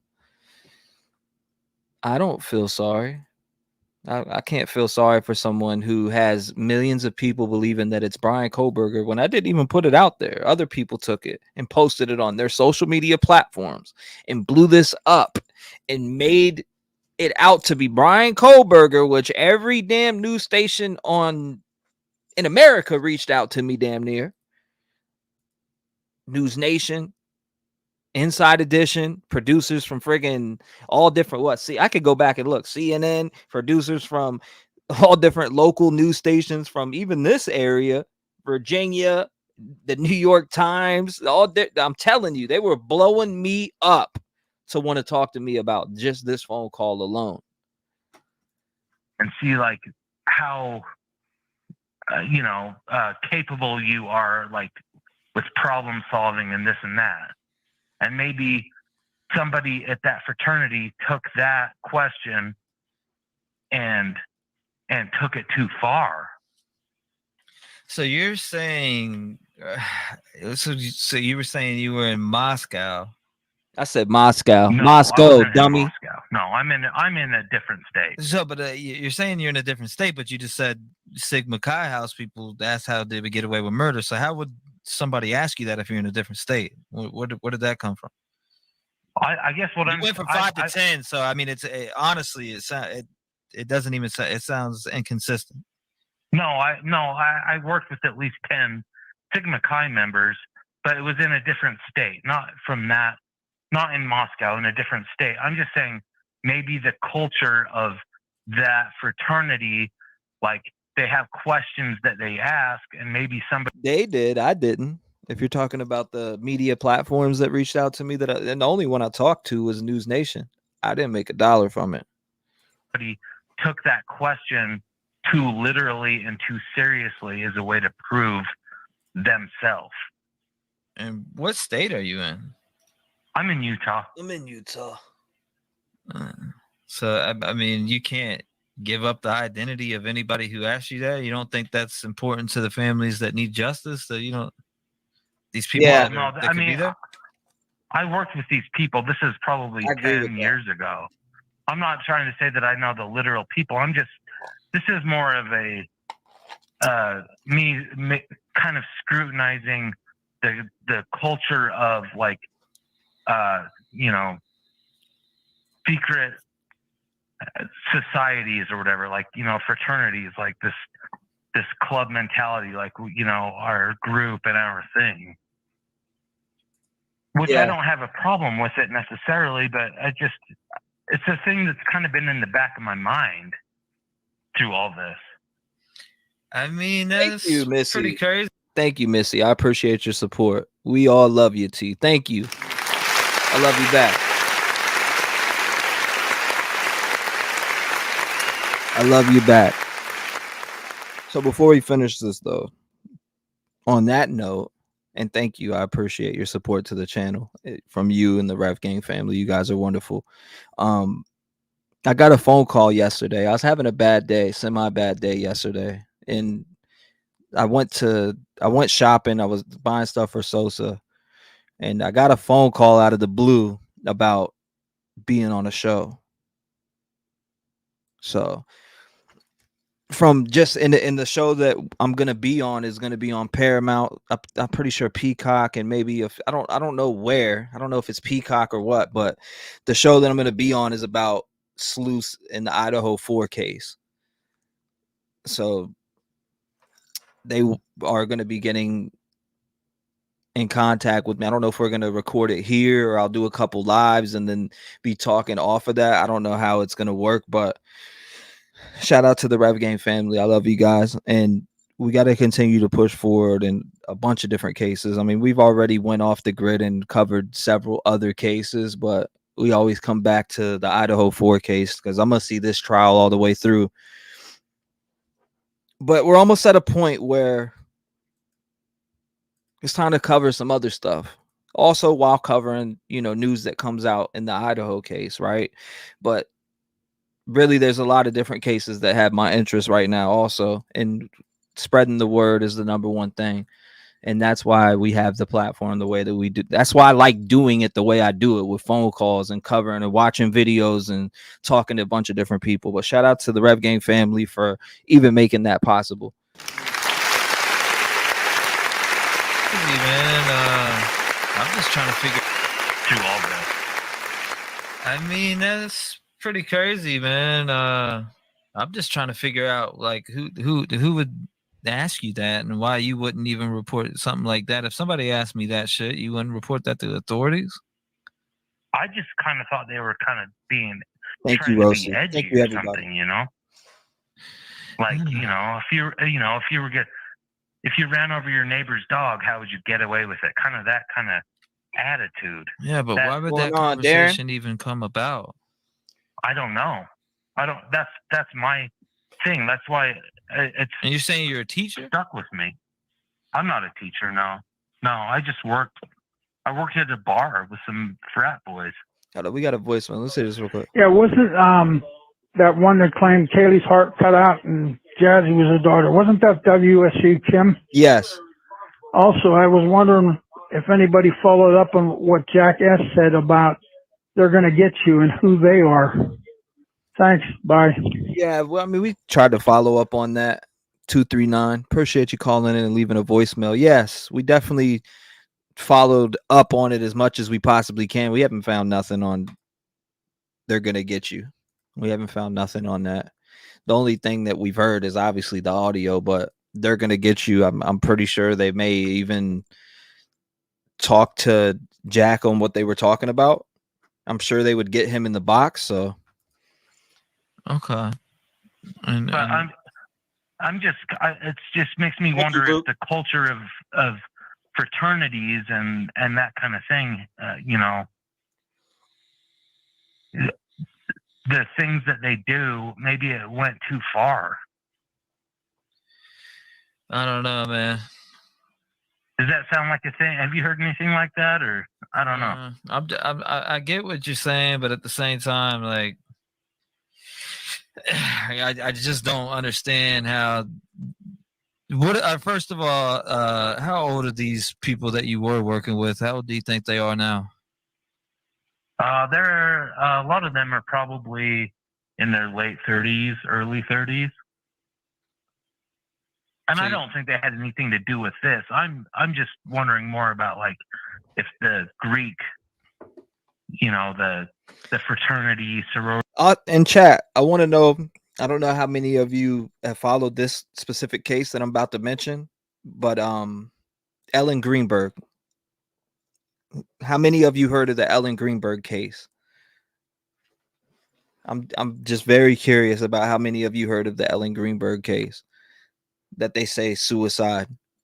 The Christian Andreiakchio case, which I do talk to his mom and will be having a documentary on his case in general that was said to be a suicide. But I'm going to be covering Ellen Greenberg very hard. That needs to be overturned ASAP. There's no way that woman stabbed herself in the head like that. No effing way. No way. Yes, I've heard of Christian. I am on that case. Anna says no. Mark Willis says depth. I gotta know. Philly 1. Never heard of it. Yes, Danielle on both. Cheryl says yes. Diane says no. Regina said he did not kill himself, referring to Christian Andreiakchio. Ellen Greenberg is a woman. She did not stab herself in her head that many times, and we will be covering that case as I'm going to be doing a documentary on it. It's probably going to be pretty long because I'm going to do a deep dive documentary on it, and obviously we'll do some lives covering it and looking at it, but it's 100% sussy. It's sussy as hell, and she needs justice. There's no way. I mean, can you stab yourself that many times in the head? I mean, let's be real here. Can you stab yourself that many times in the head? Come on now. When we get into that one, it's going to be some very sticky conversations. Jessica Johnson, which we've covered on my platform. Tiffany Valente? Tiffany Valente, Jessica Johnson, Jessica Chambers, Missy Bevers. There is just a whole line of cases that we got to dive into. And I'm lining up the first 2 cases to be, maybe I'll put them up for vote. But Christian Andreiakchio, I got his mom loves the Rev Gang family. I talked to her. She is down with doing a documentary with me on giving me the facts to the case. She just won a court case against Critical K. She sued Critical K and won the lawsuit. I think it was for like $500,000, who was a YouTuber. And she's still pushing for justice for Christian. And Christian, that whole case is very interesting. Also, the facts surrounding it and the very dark secrets that are involved within that case are just very dirty. And it just gives me the passion and motivation to want to fight for some type of justice and get people to look at this case and interested in it. So maybe we could start a petition and get it opened back up, because that kid should still be alive right now. I say kid because he was younger. He should be alive. Christian Andreiakchio should be alive to this day. And so should Ellen Greenberg. And so should Jessica Johnson. And so should Missy Bevers. There's a lot of unsolved murders, which I call them murders. A lot of them were said to be suicides.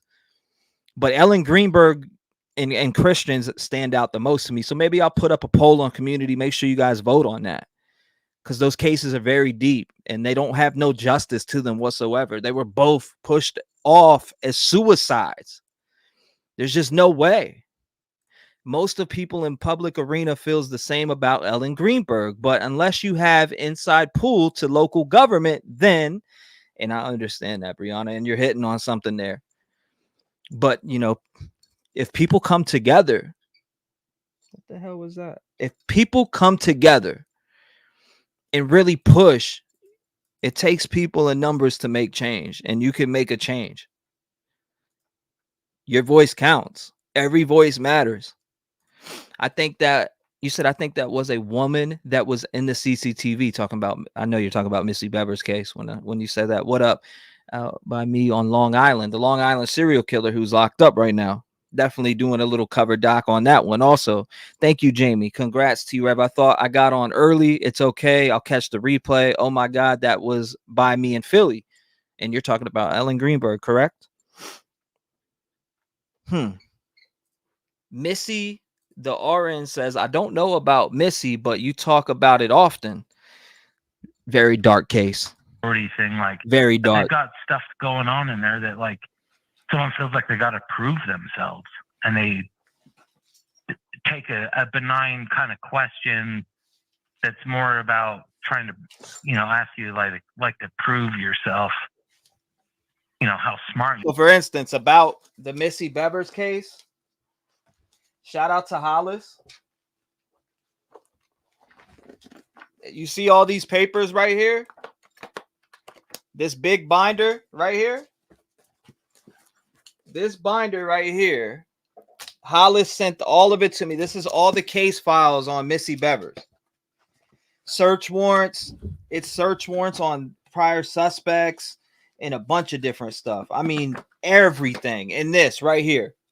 All of this. Shout out to Hollis for sending this to me. This is all the documents in Missy Bevers' case. Not only that, Jennifer Coffendorfer is actually one of her friends was one of Missy Bevers' best friends, which is a very close inside on that case. So that's, I mean, to me is good too. You are, and they took it too far. Just like the ones accidents. Trying to think here, man. Sean Daughtery. So are these people that you seen on a regular night basis at where you worked at the bar? Or are these people that Yeah, I worked with them. So how do you know? And you said I will. You never lived out there. So no. How do you know they went to the Sigma Chi? Because they did. Because I know they did. Like yes, you did, brother. At that house in Utah where I live. I just I'm not saying that all fraternity members are murderers. What I'm saying is like maybe questions like that and things. I'll take a couple phone calls. I get what I'll take a couple phone calls if you guys do want to call in 219-885-9693. Saying on that end, I'm asking you, how do you know they were at the Sigma Chi? Right there. Because if you live in Utah, how do you know all these 10 guys, 5 to 10 guys went to the Sigma Chi? In case you're friends with them, or you know what I mean? Yeah, I worked with them and 330, you're on the show. What's going on? Hey, it's Terry Martin. I've talked to you a couple times. What's going on, Terry? Not much. Hey, I am probably, I don't know if I'm right or not, but I don't think anybody, you dig into it, right? Mm-hmm. But you do know, that his sister, Bryan Kohberger's sister, was in a slasher movie, right? Yeah, Ben, I heard that very early on. And it was about 4 college students that were stabbed. Mm-hmm. Okay, that's just one thing. The other one is that where did they find the cigarette butt that they said they had DNA on? It's a good question. I don't remember it being detailed where they found it. And why? I mean, if they had people coming and going all the time, you got to be kidding me. They found one cigarette butt. Mm-hmm. Do you agree? Do I agree that what? Finding one cigarette butt is... Yeah. All of a sudden they find one cigarette butt. Well, who knows where they found it at, though? Well, I don't know where they found it, but the fact of the matter is it's kind of weird. And I mean, there's probably several cigarette butts out there. That's what I was thinking. I'm like, really? Well, I mean, wherever people party at, there's usually shit tons of cigarette butts just laying around. I'm like, well, then, you know what? Was that just thrown to us just to keep us happy or what? The other thing is that I don't know. Did you see the video? I've seen it a couple times on here about, you know who Doug Wilson is, right? Mm-hmm. Yeah, absolutely. We done dug into Doug Wilson, Roy Wilson. Yeah, did you see the video where he was saying how to do the perfect crime? I've seen it. Somebody sent it to me, and I've seen the one also where he's sitting on, what was it? What news station was it? What NBC, I think. I seen him sitting there talking about the differences of churches and all. It was kind of cultish. It was weird. He was sitting in his truck, and there's a fire burning behind his truck, and he's smoking a cigar, and he's saying how to create the perfect murder. Yeah, is to burn everything. And there was like a truck in it or something. I remember seeing it. Yeah, he was in the truck. And I think the truck, there may have been a truck behind him that was burning with it. Yeah. I remember seeing it. Yeah. I do. Okay. So I'm just throwing this out. Please don't get, that I'm not saying any of this is true. It's just what I'm saying. But I've been doing, and I've been watching this from day one, and I'm trying to take notes, okay, of things that are out. And why would a preacher, in a truck and smoking a cigar and burning something behind him, be telling people how to create the perfect murder? Yeah, that's weird, ain't it? Create the perfect. It kind of is, yeah. And so, what is your thought? I'm just asking, what is your thought? Because how I thought he was a weird dude, to be honest with you. My first thought, I was like, man, this guy's just weird. But yeah, and he's brainwashed so many people, kind of like Manson did, right? Yeah, I got those type of vibes from him. I'm not gonna lie.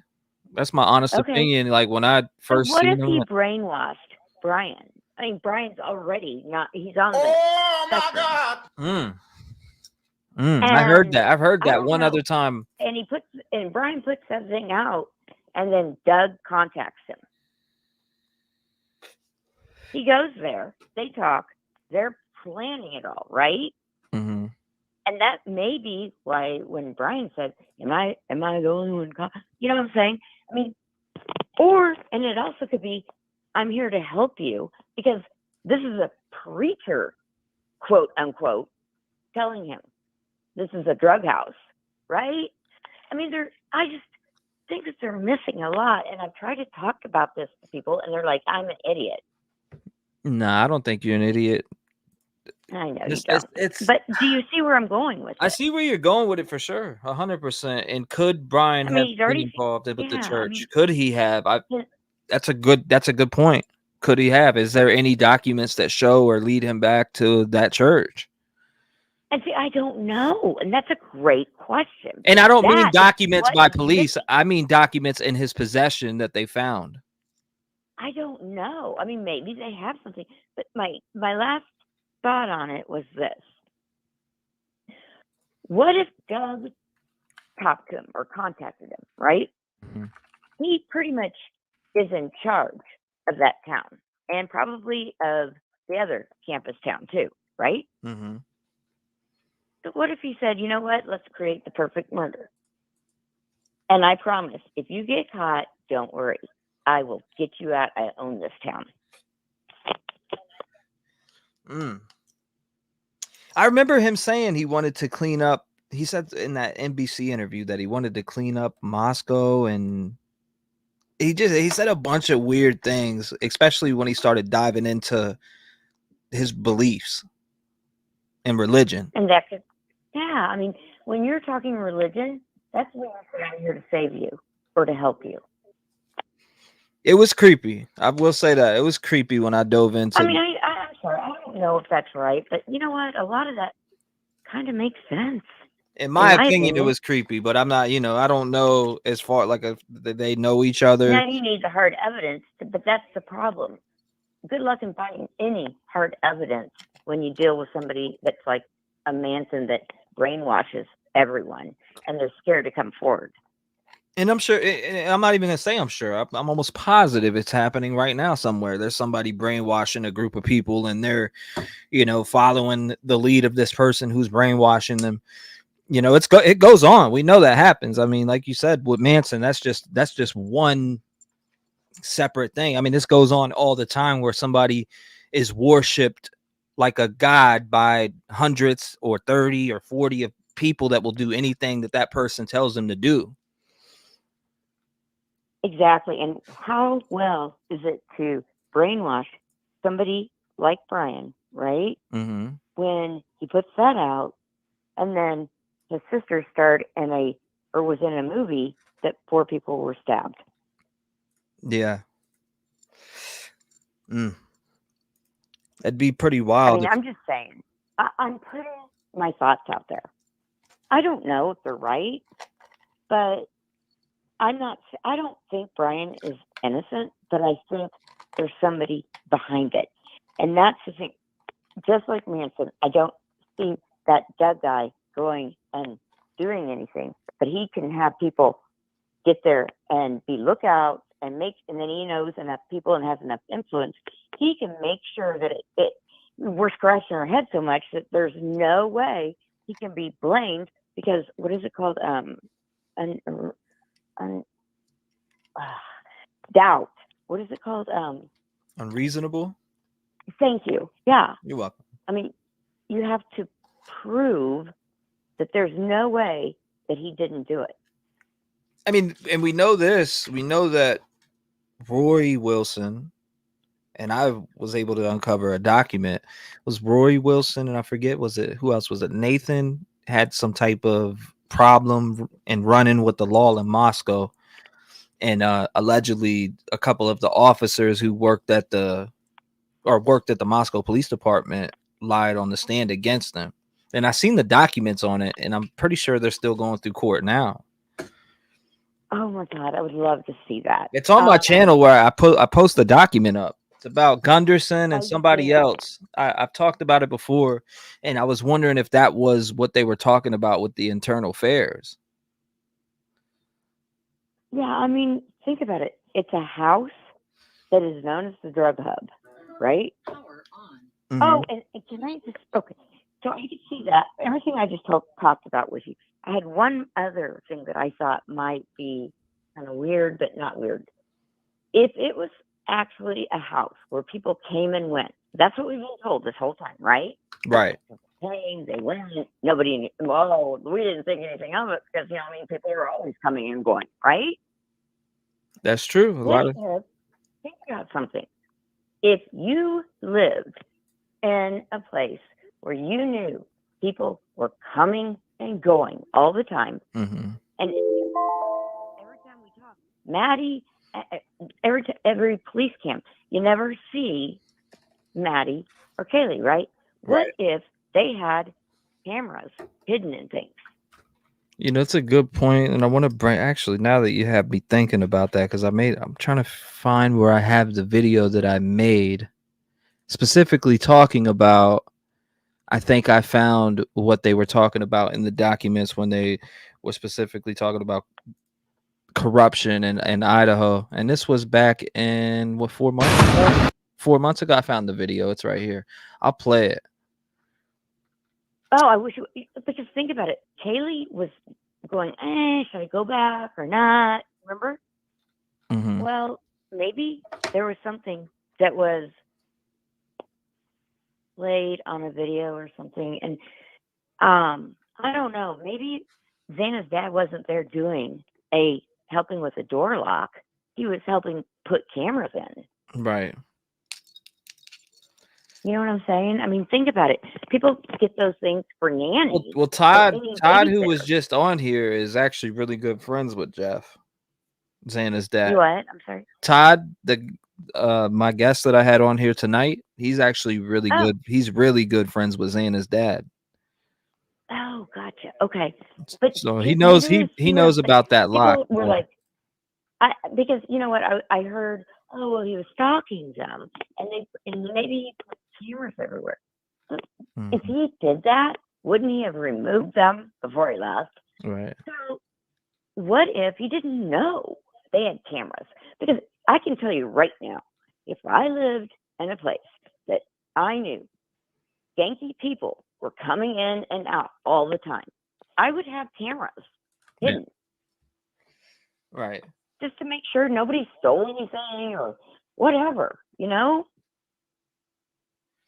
I know I sound really stupid, but No, you're good. I appreciate you calling in. I'm about to play that video though on the live. So if you want to check it out, I'm gonna play the one where I post the document on there.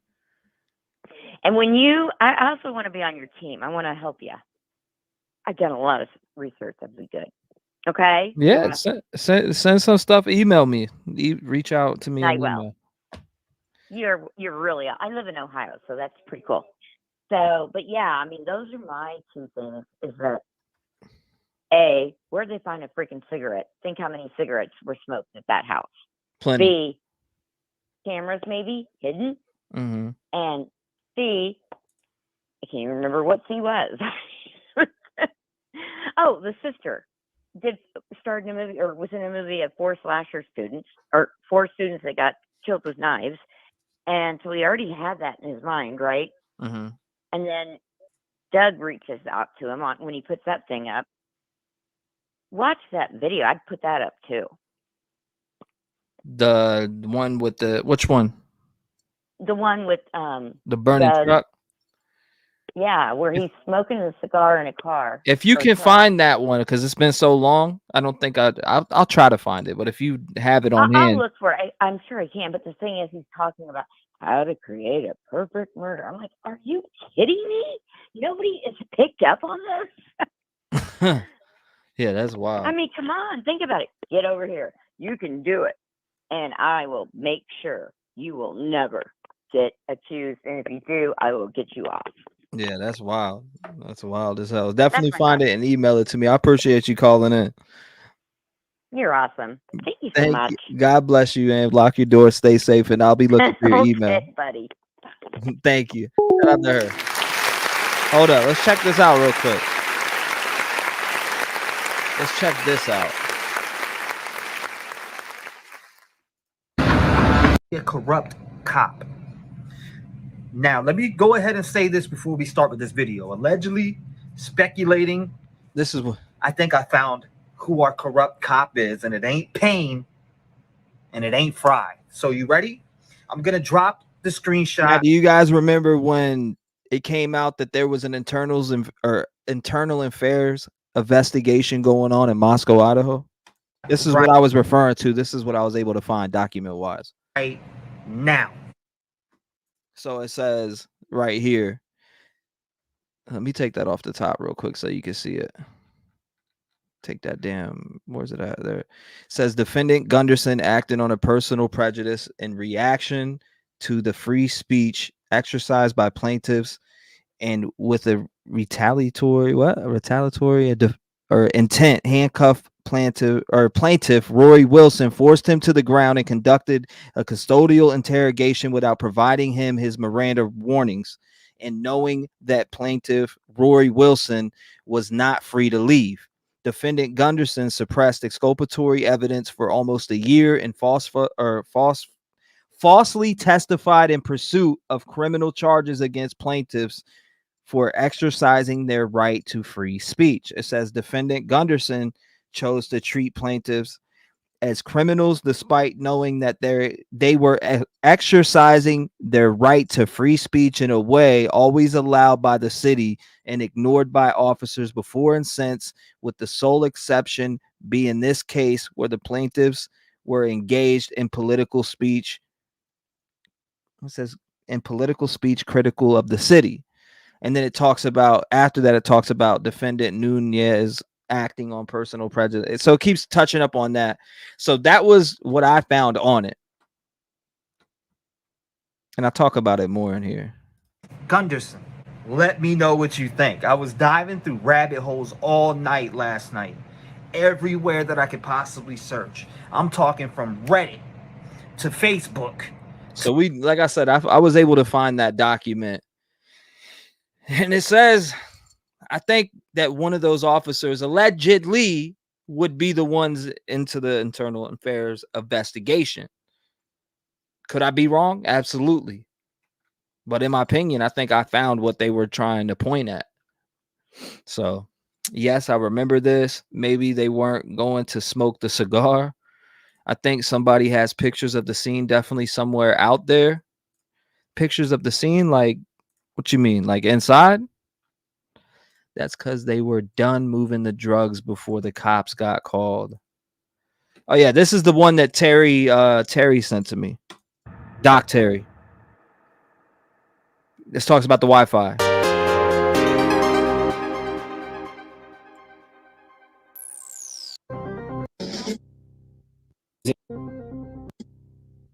Isn't going to be some kind of connection that I would think that would explain this.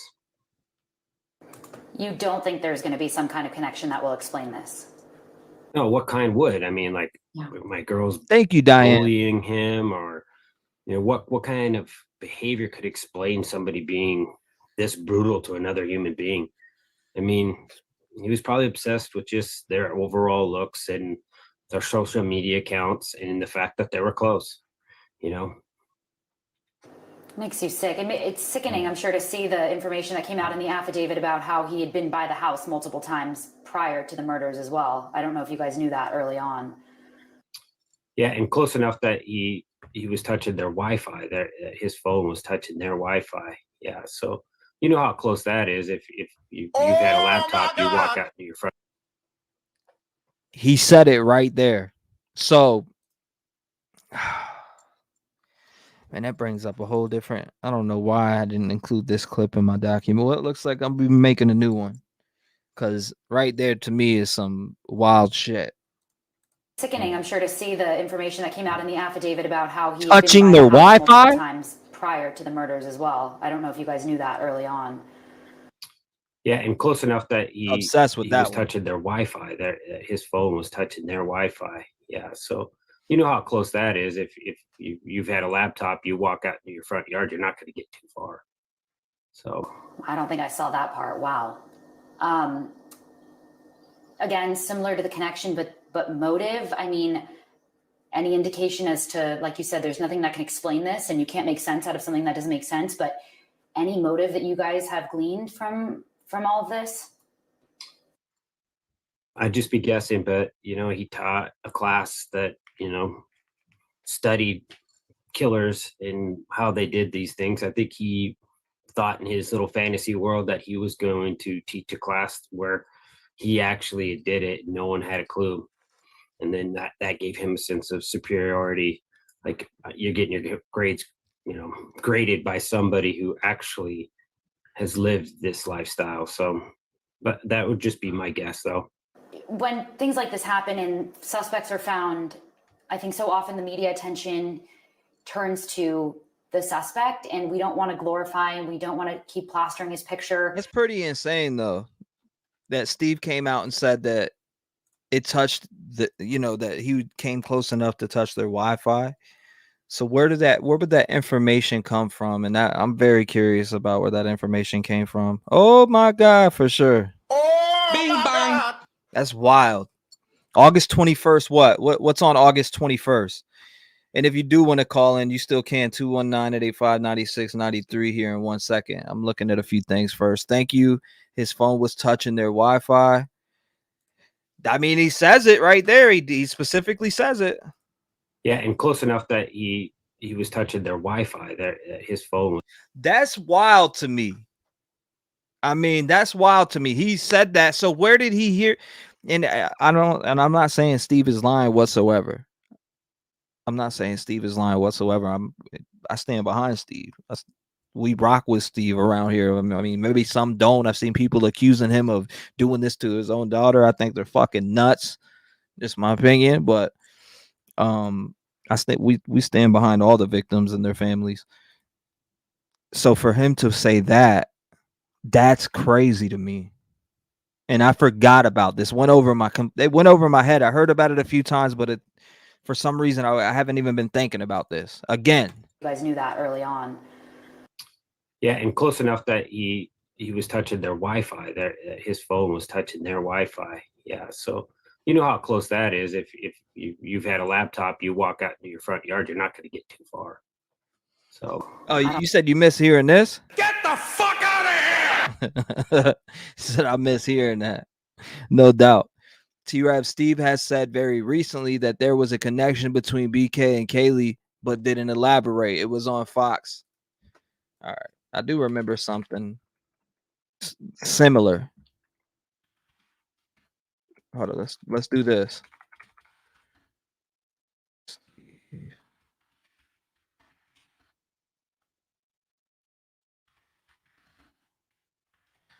Where's that at? We need to find that. Oh, right here. Is the break investigators have been waiting for weeks in the brutal murder of 4 Right here. college students in Idaho. Detectives It's not on arrested Fox, a but suspect, 28-year-old Bryan Kohberger, in Pennsylvania, hundreds of miles away from where the killings happened. They say the students were stabbed to death. Some had defensive wounds, and each had been stabbed several times. Authorities are still looking for the murder weapon, but have found the white car. But they don't know yet why the crimes were committed. without password.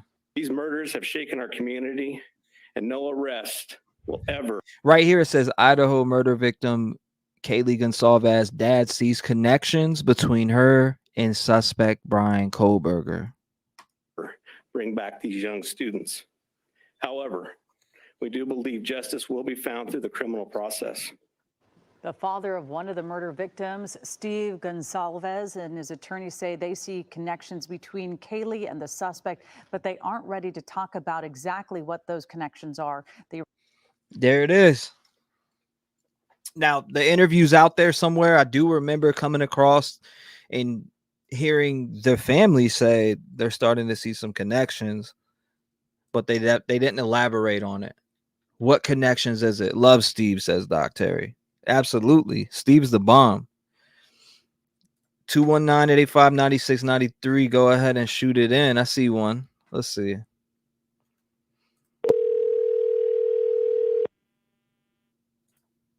Hello, this is Happy Dude. 647. What's going on? Hey, T-Rev. How you doing? Good show tonight so far. So good always. Thank you. I appreciate that. What's going on? I seen you call, so I'll give you a call back. I appreciate it. So I was looking up the whole touching the Wi-Fi to see if we could clear it up, and I think I might have found a reason.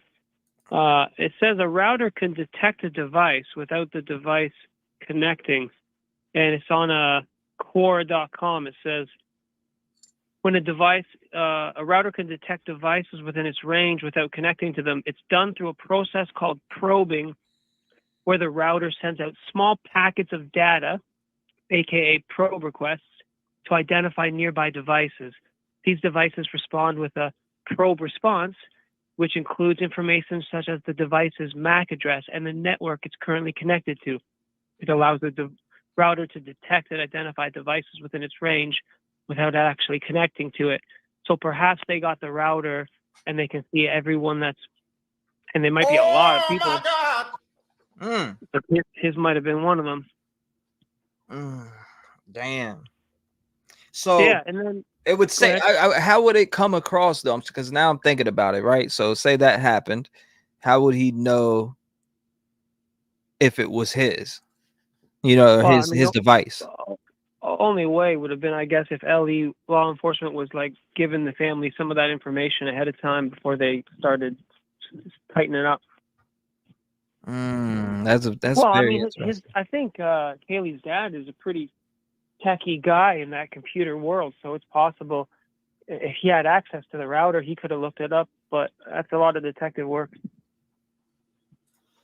Yeah, it is. It's a lot, and something had to come out, and then for them to say that they're starting to see a connection between Kaylee and Bryan, then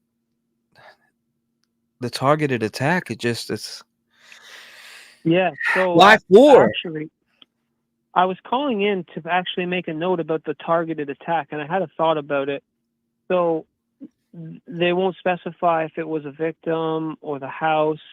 And I remember there was a piece of paper evidence found outside beside a yellow marker with some blue pen scribbles on it. And a lot of people were speculating that it could have been a layout of a house because there was what looks like initials, maybe indicating people's rooms. So maybe this piece of paper, if it was a layout of the house, is why they would say targeted attack without knowing if it's the house, one victim, or more, because all they got is a potentially blueprint of the house.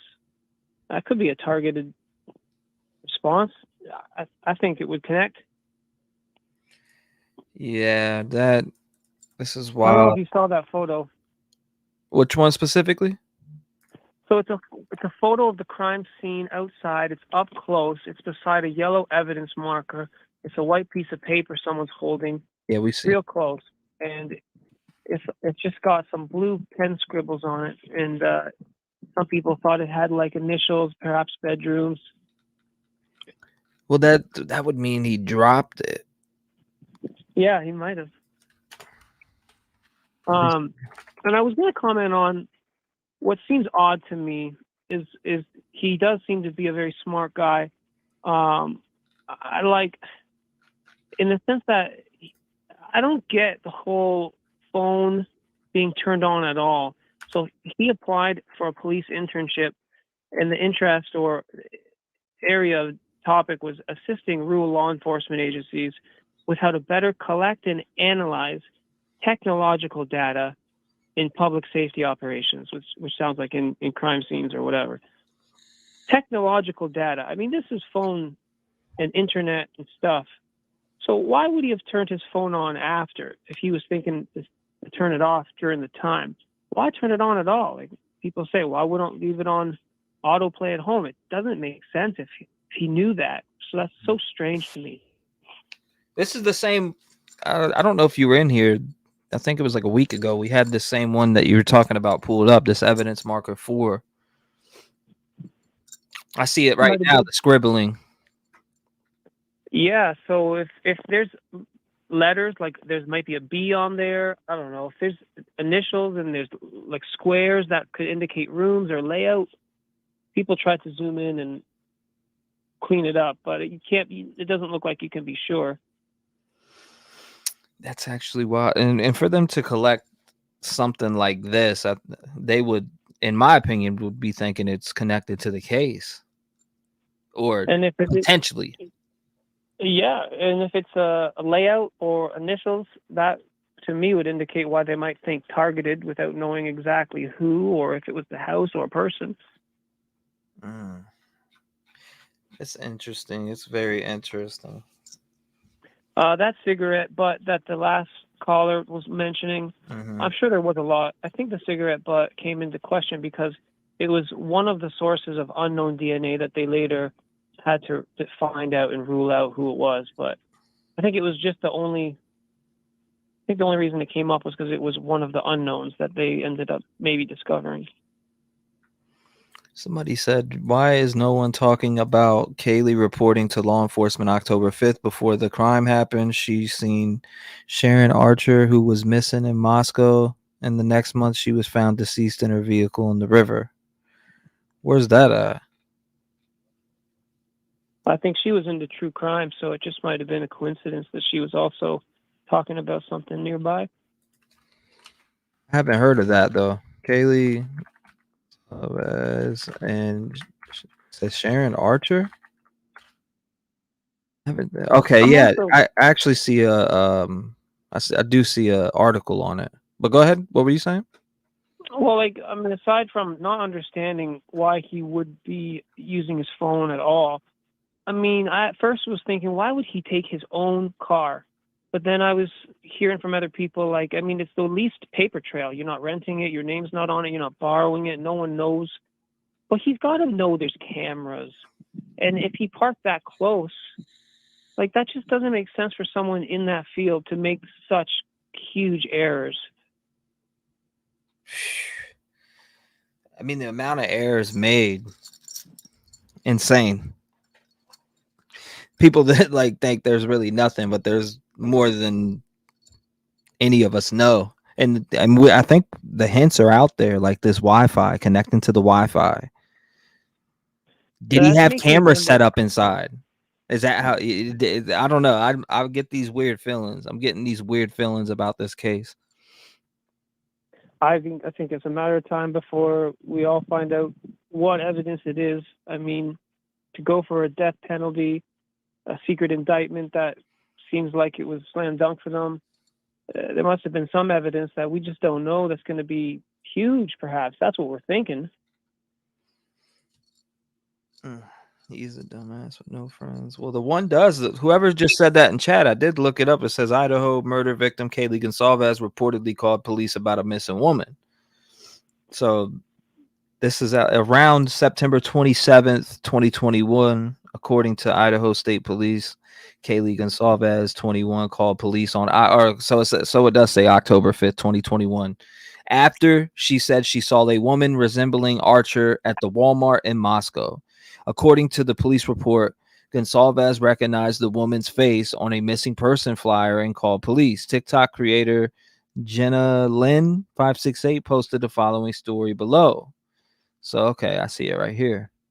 I'll have to check that out. Kaylee responded to a missing persons case about a year ago on 123. Well, I remember hearing about that too. Yeah, interesting. Well, it's just a nice testament that she was most likely a very thoughtful, empathetic woman that cared about other people. So that's just a nice note to think about. Yeah, it is. And I definitely am I'm gonna have to watch that video because I don't know why I didn't hear about this. Or maybe I have, and it's just I looked at so much stuff, but this is actually interesting to me. So I don't think I have, though. I don't think nobody's ever even said this in here. And that kind of blows my mind because we dive into everything in this case. So to not have seen this, I know I heard about her being into true crime, but other than that, I haven't really heard about this specific police report that she made. Yeah. I mean, good for her for doing the right thing as a concerned citizen. And that's why they got Steve Gonsalves and the Gonsalves family reached out to Chronicles of Olivia because she was a fan of Chronicles of Olivia. Yes. Hey, we never did learn yet what his parents were brought in for the secret indictment. Was it to do with the lady found in Pennsylvania, or is it still unknown? That you talking about the one where they had the parents come in? Yeah. Yeah, they ended up being ruled out from what I followed on it. Oh, so it was involved with that case. I didn't know if it was involved with that case for sure. I was always curious to why the parents had to go in though. That's what I always think about. Like why? What's going on with that? Yeah, corroborate an alibi, maybe. Yeah, that's weird. Why would they be involved? I want to get the tapes if they release it anytime. If he's done phone calls out of that jail, I think that's public record that might be sealed, but we'll eventually get to hear who he's talking to, what he's saying. And also we saw this that picture, with Lori Vallow and Murdoch. This picture that I have up right now, I wonder what this guy's looking at down on the ground. This in the Idaho home. Is it the paper? No, he's inside the home, like looking down, like right by where you would come up the stairs to be. Oh, yes, yeah. From Bethany. Some think it's the latent footprint, maybe. The latent footprint, as I thought, was right by Dylan's door, right? I didn't. Yeah, I think they said that. I mean, why can't they just tell us what size shoe it was? Because yeah, you know, for sure.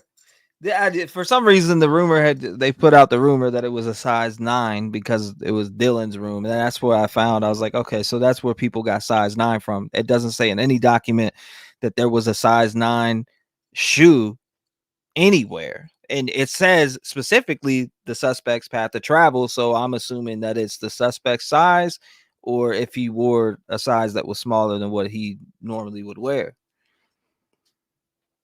Yeah, because I imagine he's got big feet, 6 foot tall. Steve G is a computer tech. He was paying for that internet and knows how to get in and look at who connected per his interviews. Okay. Yeah, so he could go in and look at the date and maybe see all the MAC addresses that connected and go from there. Range wireless. Yeah, this is interesting. I definitely want to check out more about the report, but I wonder what it would have anything to do with the case, though, because in 2021, wasn't Kohberger in Pennsylvania? Yeah, I think there was a time maybe in transition or to sales. Did you ever talk about if you do the Google search trends and you do words like Bryan Kohberger suspect, Bryan Kohberger arrested? There's a lot of Google search history that have results of those being searched during the crime and years and months before, which is weird. Who would ever search those words, that person's name, with arrested, with warrant, with suspect, unless it was that person wondering if anyone was onto them? It's just you could do the same search with your own name and it's not going to show a result because you likely never searched that. But Google Trends, Bryan Kohberger suspect, Bryan Kohberger wanted, those things come up. Even in like May of 2022 or June of 2021, it's like very strange. Damn. So Bryan Kohberger's name was being searched for murders. You could go to Google Trends right now and just Google it. Google Trends. You can type in Bryan Kohberger arrest suspect, Bryan Kohberger wanted, and you're going to see results from before the world even knew that name. And there's certain dates when it's hot, and it makes you think, like, what crimes happened during those dates? That if he was trying to search if his name was being circulated, maybe it indicates some crimes that happened around those dates he's connected to. So how do we search by date on here? Let me see. Well, the trends results should show you all the dates in an order. So if you type it in, it should show, and you can filter by country or just say global. Okay, so let's see. It says one time from January 12th to 18th, 2020. One time from April 5th to April 11th, 2020. Let me go through here a little bit. Which term are you trying? Bryan Kohberger. Oh, right on. Okay, so I'm going to do Bryan Kohberger suspect. Yeah, I'm going to do that one too with you. Let's see. Oh, I don't know if they... Oh, wow. Yeah. Bryan Kohberger suspect. Wow. February 3 times in February or June 28th to July 4th, 2020. 4 times in November 17th to November 17th through the 23rd of November 2019, 4 times. Bryan Kohberger suspect October 13th through the 19th of 2019. 3 times in May 26th to June 1st, 2019. April 14th to the 20th of 2019. Let's see. Okay, so we know November 21st to the 27th of 2021, 5 times. Yeah, so he's like 23, 25, 27. You do that search with your name or Happy Dude, or it's probably not going to have many results. Whoa. So it's showing that there was searches for Bryan Kohberger suspect all the way back up to 2018.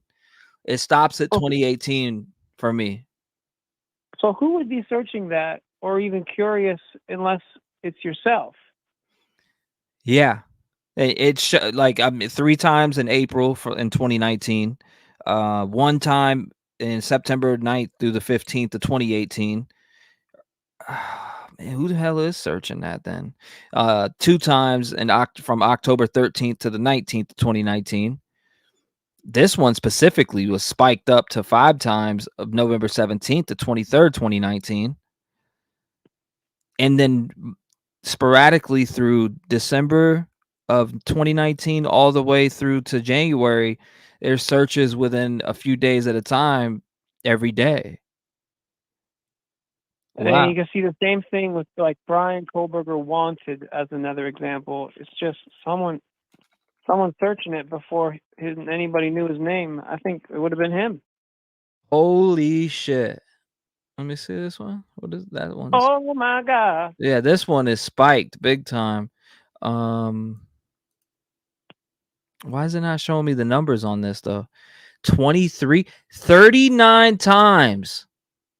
30 on Bryan Kohberger wanted 39 times November 17th to the 23rd, 2019. Wow. 39 times. Now, Nobody knew his name. 96 times on 2020 of March. March 15th to the 21st, Bryan Kohberger wanted 96 times. So where was he in March? What year? 2020? Oh my God! Go look. Bryan Kohberger wanted. It's March 15th to the 21st, and I'm gonna pull this up on the main screen right now so people can see what I'm talking about. Right here, March 15th to the 21st, 96 times Bryan Kohberger wanted in 2020. It's wild. I have it pulled up on the screen right now. Let me zoom in too so people can see it. Look, I searched the term Bryan Kohberger wanted, and we're gonna go right down to here. Let me take this off the screen so you guys can see. Bryan Kohberger wanted 96 times right there, March 15th to the 21st of 2020. 96 times that was searched. What's up, baby? T-Rev, are you able to filter? If you scroll down, it might show you what states are searching it. Can you say again? I don't know if you can also filter in to see like what state the search is coming from, but it might not matter if they're using a VPN. It's not showing me. It won't show me a sub-region. That might be something for a whole new segment, my man. It won't show me city either. But 96 times in this date. All right, so 2021, Bryan Kohberger wanted 94 times, January 3rd through the 9th. Let's go again. April 11th to the 17th, Bryan Kohberger wanted 83 times. Oh my God! Excuse me. The fuck did you just say? This is crazy. No, this is wild as shit. So let's go to here. August 29th through September 4th, 2021. 75 times Bryan Kohberger wanted was searched. So again, October 17th to the 23rd of October in 2021, 53 times. Again, here, there's a spike 25 times November 7th through the 13th of 2021. So, I mean, this is very early in 20, but it doesn't tell us the sub-region like the other one did. The other one was telling me the sub-region. So 2022, June 12th through the 18th, Bryan Kohberger wanted 20. So who the f is searching this? That's what I'm saying. I think it could only be one person. Chat, who is searching this? What about November 13th, 2022? Let's go to November 13th, 2022. This is November 13th to the 19th, 2022. Searched 20 times. Bryan Kohberger wanted. Boom. Through the 13th to the 2022, 20 times. All right. So let's go back up to here. October, it won't tell me the number. It was so high between this date right here. Let's see, 100 times over. It maxes out at 100. It says 100 on October 9th through the 15th of 2022, over 100 times. That's the biggest spike on the whole entire chart in front of me right now. You read one that was about Bryan Kohberger wanted, and it was like 90 times, you said, from November like 14th to 17th. And law enforcement didn't even have his name until like November 28th. Right. So he must have been scanning the news, just looking for info to see if anyone had eyes on him, maybe.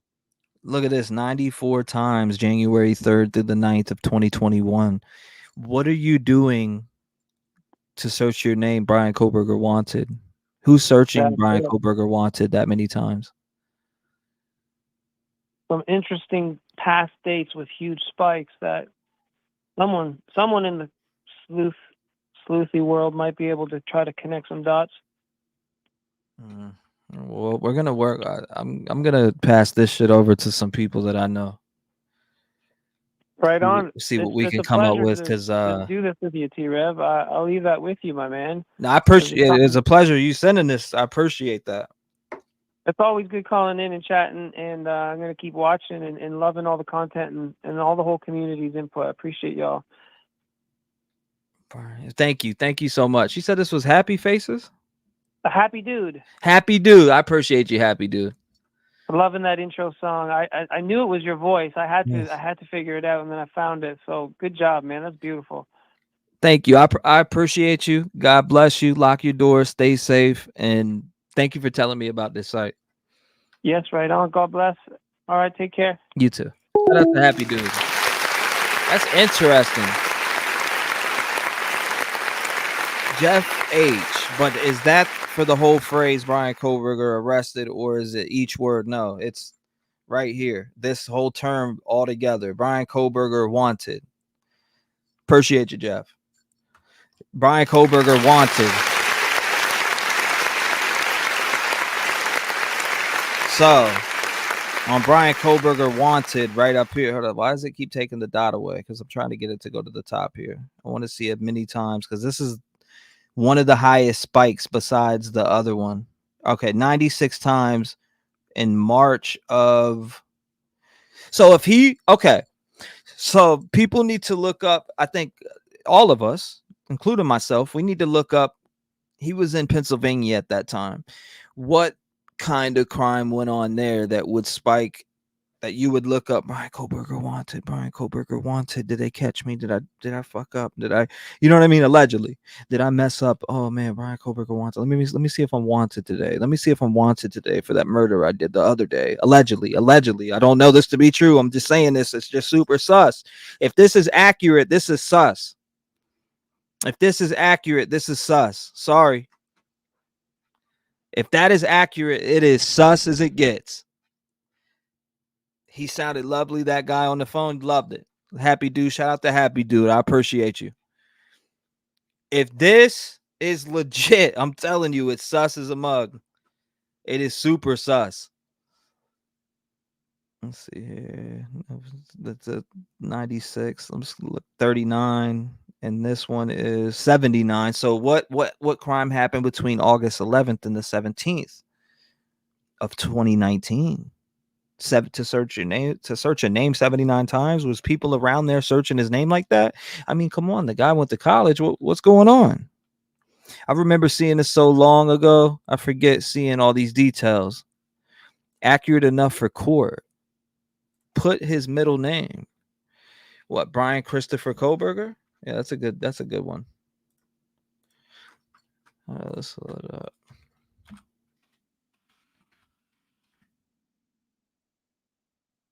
Kohberger wanted. Glad you said that, Mar. Go ahead and give it a test run real quick. Okay. Bryan Christopher Kohberger wanted. I just typed that in, right? Look at these spikes over here. It won't even let me get up here. It's saying 25 times, 97 times from October 31st to November 6th, 2021. Get me up to the top. 100 times from October 18th to the 24th of 2020.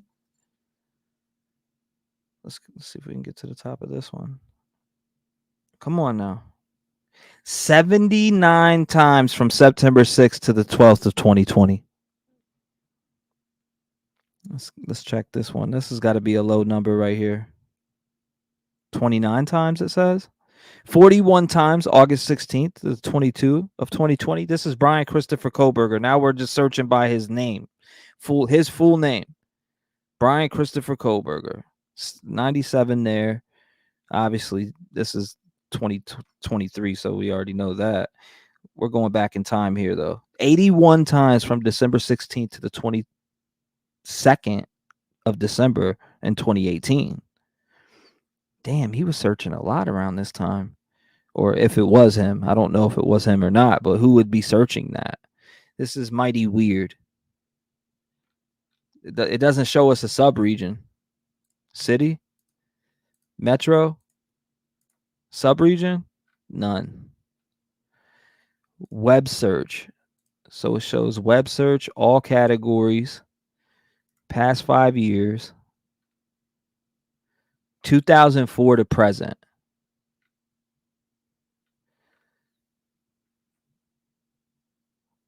Okay, so why does it show me all the way back to here, though? I don't know. Is this accurate? Let's look. Bryan Christopher Kohberger. This is October 12th, or no, I'm sorry, November 2012. But it shows spikes here on January 2004. So I don't know if I believe that. That's a long time ago. That he would have been a kid. So we're talking about he's 28 now. Take it back to 2004 and he's friggin' 8 years old. Would you be searching your name in 20? I don't know. I don't know. In 2006, I don't know about that. That's a little weird to me because you wouldn't even be really old enough. I don't know. 80 times Bryan Christopher Kohberger wanted. Must be another Bryan Christopher Kohberger out there.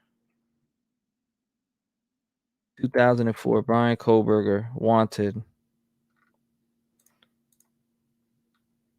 That's 12, last 5. I don't know.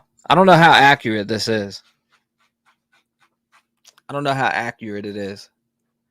So T-Rev, look up on Google the victims' names prior to the murders. That's a great question. Let's check it. So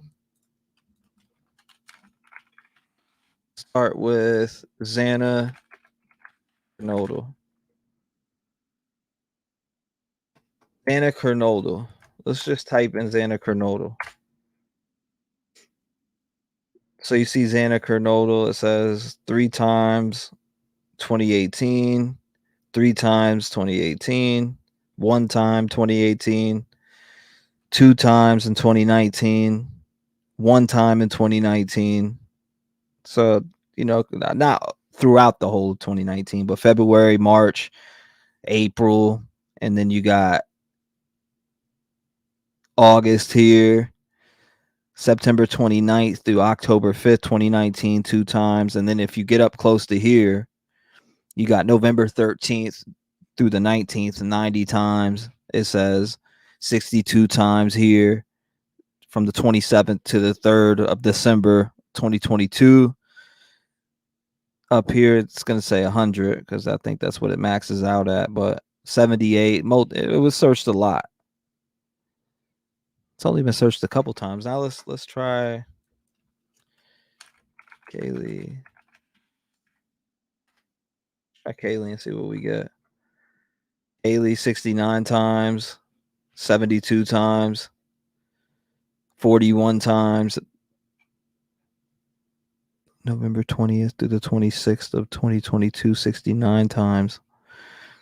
But searched 0 times throughout these little dates right here, all the way until April 17th, 2020, or April 17th to the 23rd of 2022. Wow. I don't know. I have no idea. Perhaps his sister could have been doing that. In my opinion, I really think Kaylee found something about him big time. This was debunked. The dates are not accurate, says Cece. There's some searches I just searched for that I looked up that don't show up in the past. I wonder how accurate that is. It's the internet, you know? Well, I do want to look up one other thing just to check on this thing that I use. Right? I want to see how many Bryan Christopher Kohbergers there are. Let's check on that. So Bryan C. Kohberger. Let's do this. I'm doing an all search for him. So for me, only one pops up. Only one Bryan Kohberger pops up on my search. And this one I use is the one a lot of people uses. All ages from 18 plus. It says the relatives, Amanda, Michael. And that's it. That's all. That's the only thing that popped up for Bryan Bryan Christopher Kohberger. What's the new theory? Thank you for the 7 months, Livy Live. Livy Live in the building.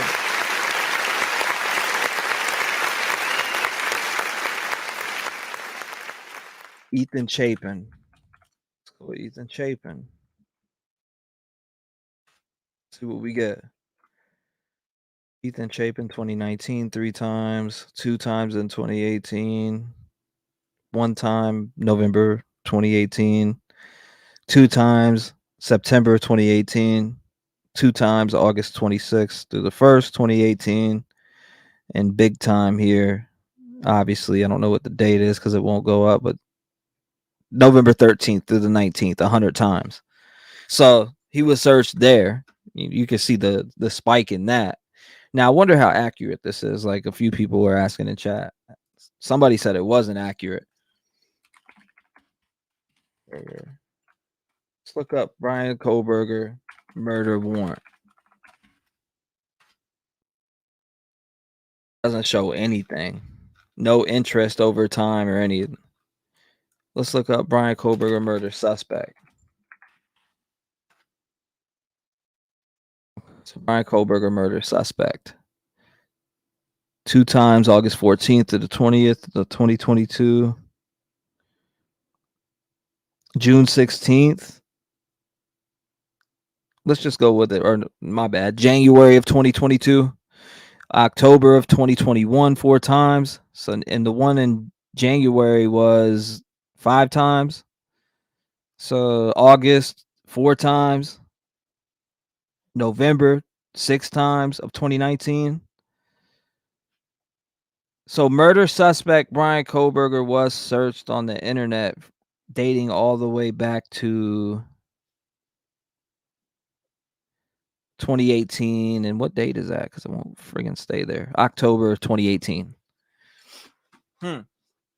Anything around June 2020 for him? Says Angel D. Darren said, I bet my name comes up a lot about that. I'm curious about that. Oh my God. Man. But it comes up right here the most, obviously. So murder suspect, Bryan Kohberger. A murder suspect. Let's look up the opposite way. Murder suspect, Bryan Kohberger. It was searched this way 5 times there. Of 2021. June of 2021, 5 times. November of 2019, 6 times. March of 2019, 7 times. Darren was talking about his name. I wonder how many. You want me to look it up? I'll do it. He said, T-Rev, you just opened another rabbit hole. What the hell is going on? Is this legit? I don't know. I want to find out how legit it is.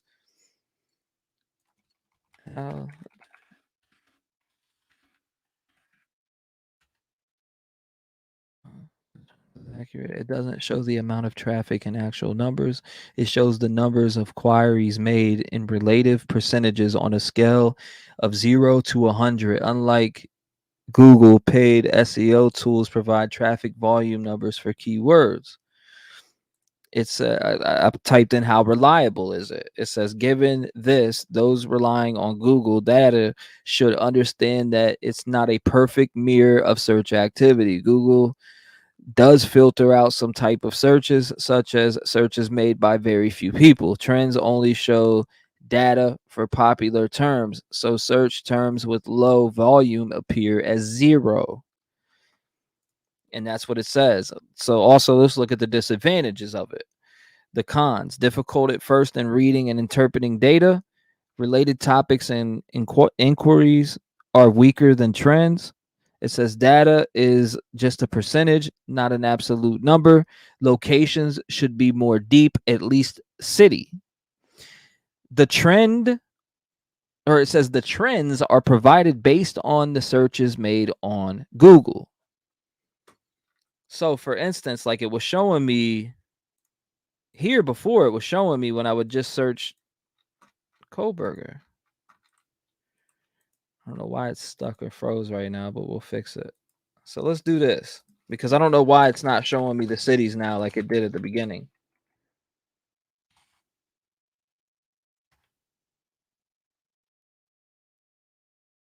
Okay. So 33. Let's see if we can look at this over time and see how many were out of Pennsylvania. I clicked on Pennsylvania only. So one time 2018, or just, I wouldn't even say one time. It says interest over time. One. So we got to figure out what one means. So let's click on this. Interest over time. Numbers represent search interest relative to the highest point on the chart for the given region in time. A value of 100 is the peak popularity for the term. A value of 50 means that the term is half as popular. A score of 0 means there was not enough data for this term. So 1 means there's data for it.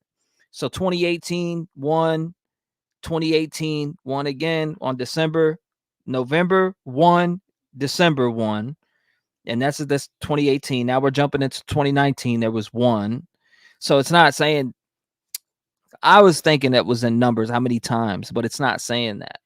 Specifically, again, it says this is how it works. Number represents search interest relative to the highest point on the chart for a given region in time. A value of 100 is the peak popularity for the term. Again, a value of 50 means that the term is half as popular. A score of 0 means there was not enough data for this term. So there was enough data to put 1. August 11th to the 17th of 2019. November 2019 says 1, also 1 of May 2020 through June, 1 January of 2021, June of 2021, 1 June or July of 2021, 1, and then of course it peaks up here December 25th through the 22nd. Or I'm sorry, 25th to the 31st of 2022, it says 95. So it was being searched even beforehand. Wow, interesting. Interesting. I remember seeing that. Everyone on that house was searched about 95 times but Dylan. Yeah, it's not by times. It's by the popularity. So I got to figure out how that data works. Yes, thank you. Thank you, Midwest. Funny Dateline said that Funny Dateline said they did not know where he was last 2 years, and they were unsolved. Same way Don Hollis and I were talking about it, and he was talking how rare serial killers with neighbor after. I need to get some damn reading glasses. He killed back in 07. Oh my God! That's wild. I think it has to be the exact wording. Maybe that's what drove him to get on the dog food in high school. That's pretty extreme there as well, to be on it. High school, so what's to say he wasn't extreme in other areas of his life? If I don't answer, but you could leave a voicemail. Let's leave a voicemail. Let's see. Okay, I can't play that one.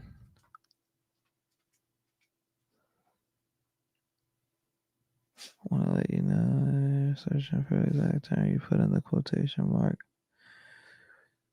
for the name. Okay, I see what you're saying. You have to put it in quotations. Let me see.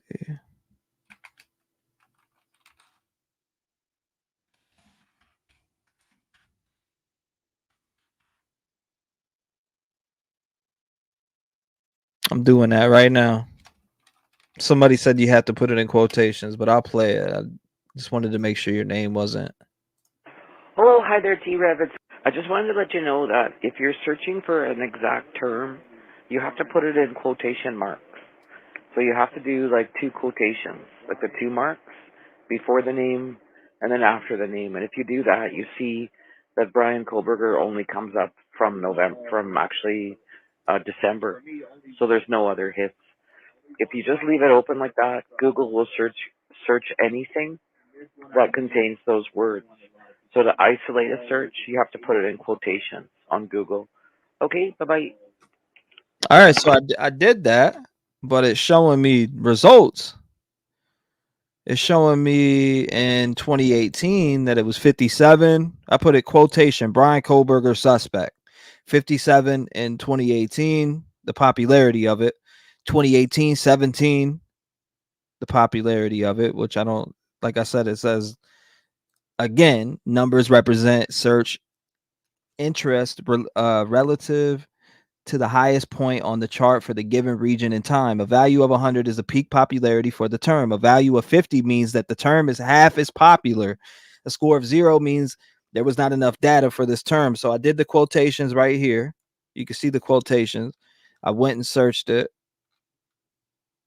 and it's showing 56. Bryan Kohberger suspect, 2020, April 28th of 2019, 56.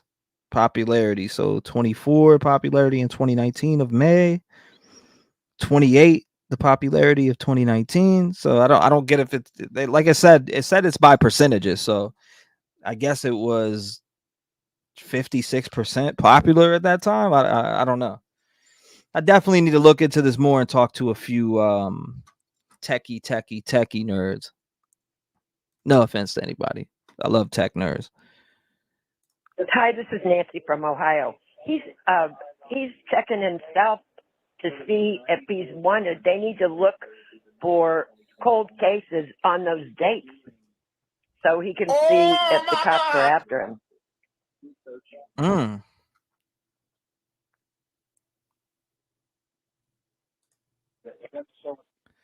T-Rev, it is Ray. This thing with Bryan Kohberger, looking up his name, or allegedly it's him. I can't see it being anybody else. That is scary as fuck. Because he's had to commit other murders. See, yeah. He's So looking himself up in 2019 and 2020. one. This is not his first time at the rodeo. Love your show. Love you, T-Rev. Have a good night. Bye.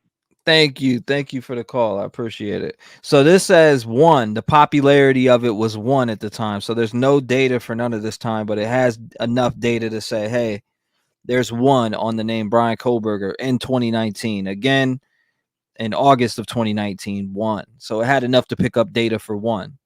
It had enough to pick up data again in 2019, September through October, 1. Then it goes flat for this whole time period right here. It's flat. No data collected whatsoever. Not enough to say 1 at all. But it does say 1 here again at 2020. So you have a gap from September 2020 to September of 2019. So it goes flat for a whole entire year. Picks back up again at the end of the September of 2020. Picks up again October of 2020. Goes flat again. And then picks up again on May 23rd of 2021, goes flat for a couple months, picks up again of December of 2021, goes flat again and picks up again here in 2022 of April, goes flat all the way up until 1 on November 27th through December 3rd. It has 1. So, and this is just Bryan Kohberger quotations. November 27th through December 3rd of 2022, Bryan Kohberger 1. So there was data collected then also. But you see a spike take place when, let's see what date this is so we can make sure it's accurate. Take me up right there. January 1st through the 7th of 2023, 100. I don't know, y'all. It gets pretty lit right there. There's a reason why he didn't get the internship for the PhD in Washington that he applied to in the spring and the fall. He wasn't qualified, which leads me to think he's smart, but not smart enough. He says she's crazy. Who's she? Forensics will have all this in check.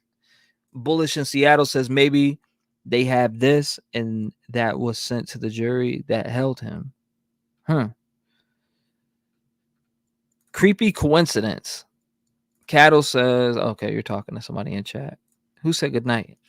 Good night. Oh, I think you were talking to the caller. Thank you. Mark Willis says, could that be when he stole his sister's phone and he was in jail and people that he knew searched it? Along this whole entire period from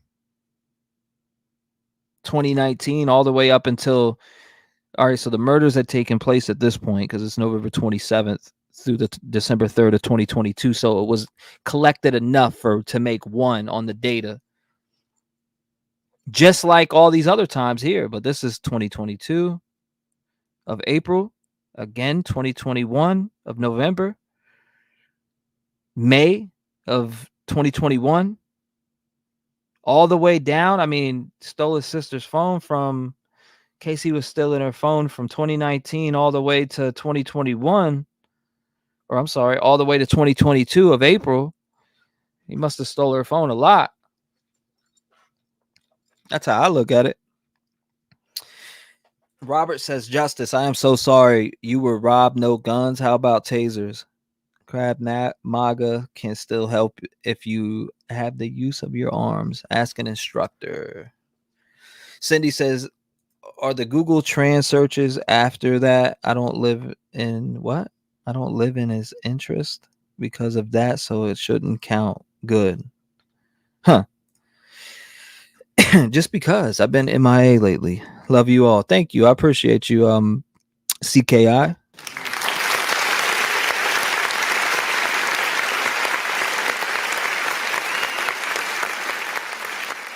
Let me make sure this person doesn't say they're okay. Hey, T-Rev. It's Selena. Hey, Rep Gang. I've been talking about August 21st for A lot of last 3 voicemails. phone calls. This probably is the 4th. August 21st is when he was at the house for an hour and 1 minute, got pulled over 2 minutes later from the Kings Road house, and that was when he was given a seatbelt ticket. This also is corroborated in the PCA because the records that they request begin from August 21st, which is the day that he was there for an hour and 1 minute. And Steve Gonzalez knows that. He touched that day because they're trying to find a way to link some kind of stalking situation going on at that time. Look at the date. At that time, they were trying to figure out who was stalking them and what was going on, and they had that confirmation when they figured out his No phone doubt, records Darren. from Appreciate you coming August by. 21st. And that's when he first touched the DNA, or touched, I'm sorry, not the DNA, apologize. That's when he first touched the Wi-Fi. Also, Steve Gonzalez says the same thing. It's the same information, August 21st on the ABC podcast. And Steve Gonzalez was on that podcast. They have that information. They have that story. Oh my God. Oh my God. I see what you're saying. I can't play that. You say your phone number in it. What about this one? Commentary. Okay, let's hear this. Oh, hi there, T-Rev. It's Kelly again. I just finished listening again to the rest of the commentary. And, I think the guy was just really, really drunk when he called your show because he said he was drinking all afternoon and he was just sitting around and he probably just wanted to talk to somebody. And, honestly, the voices are so different to me. I don't know. You can tell this guy doesn't breathe much. And it's, again, the athleticism isn't there, right? It's in the voice and it's way up in, the roof of his mouth and his nasal. So I don't know how anybody could think it's the same person, especially a friend of Bryan Kohberger's. His voice sounds really different. Anyways, bye. Okay. So now we're looking, right? It says Wilkes-Barre, Scranton, PA was the most that collected this data. Interest by Metro. Now, see in which location your term was most popular during the specified time frame. Values are calculated on a scale from 0 to 100, where 100 is the location with the most popularity as a fraction of total searches in that location. A value of 50 indicates a location which is half as popular. A value of 0 indicates a location where there was not enough data for this term. A higher value means a higher proportion of all queries. Let's see, not a higher absolute query count. So tiny cut. Okay, so look, for instance, now that we know that, it says 1 collected here for Bryan Kohberger on the search of 2019. Again, it collected 1. It says the most out of this area in Pennsylvania. It's talking about Pennsylvania only, this chart. Wilkes-Barre, Scranton, PA. Look that up. Look that up. And you'll see where that is. 1. So he was searching himself, is what I'm getting from it. But then again, like I said, I'd like to talk to somebody more techie. And I have a couple techie friends that I'm going to speak to, but I'm just waiting. But it goes all the way up to here. And it says from this location is the most searches that happen over time. Now, we're going to it by just Wilkes-Barre, Scranton, PA, right? And here it is. Here's the numbers right here. 8 in 2018 from October. June 2019, 7. And I want, this is the area. Okay, let's go. East Stroudsburg. Okay, look, East Stroudsburg. I'm pretty sure that the case that his family had to go to a grand jury and see a grand jury was near Stroudsburg. And you can correct me right now in chat if I'm wrong, but that one chick that was missing or whatever, what's her name? The case that they were sent to the, near Scranton, exactly. It's over near Philly area, ain't it? I used to live right by it. I used to live right by Bethlehem, PA. I used to live in Allentown, Northampton, all those areas. I was right there. I've been right by the college that he went to. It's right here. Dana Smithers was Strasburg. Yes. Jim and Pam. Could that paper of Kohberger's computer dating info? Hi, my name is Brian. I like to go on long drives late at night. That'd be wild. Mouse says you were correct. But it shows right here. What's Broadheadsville? Broadheadsville? 100. So it's been searched the most from here, this city. Broken down by city. Broadheadsville. So I'm going to pull up this thing on that I have on my search app. Let me see what pops up here. Let's see if we can't map something out. So Albrightsville. Let me look this up. Albrightsville, right? Let's see what I can find on it. Albrightsville. Yeah. And then I want to see how close these are from each other. Okay, so the distance from where this is 18 miles from Albrightsville.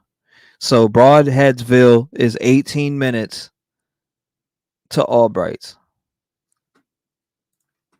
Bang bong. Bang bong. Yeah, that's wild stuff. My bad. I had the phone lines off for a minute while I was looking at this stuff because I'm trying to focus on these search points. And when you break it down by interest by city, it definitely was searched here for sure. I mean, it's not just a one. And I put in Bryan Kohberger. Now let's go by Bryan Kohberger suspect. Nothing doesn't show up. Wanted. Nothing shows up, right? Nothing at all.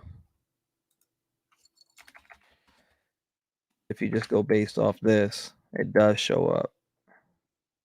So I wonder what that's about. I wonder if people were just paranoid and didn't like certain things and looked it up, or was he part of that? Part of looking this up? I don't know. I'm very curious of it. I'll tell you that much. Broadhead is in Monroe County. Yeah. Sunshine says, for real, I just want to throw some food to the sleuths. I call bullshit. Post searching is interest driven by the case. So that time isn't real for his normal searches for himself. To everyone who searches for him in relation to case against him, 2023 show these spikes. Yeah, right here, for sure. But something was definitely collected. Data was collected here at some point. There's definitely data being collected. You can see that simply right there. Data collected. 3. It's still something. Some type of data was collected for that. Yeah, I'll definitely get it if it's there. There's still a lot down here. There's so many different voicemails. Good gracious. Well, I can't. Let's see.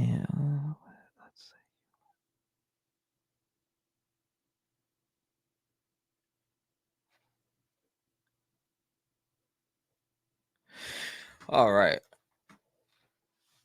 Anyways, it's been 3 hours. I'm about to head off here. I need to go catch some rest because I got something coming tomorrow in the mail and I need to get that, be up in time and all that. And yes, I got the new one right here in the box.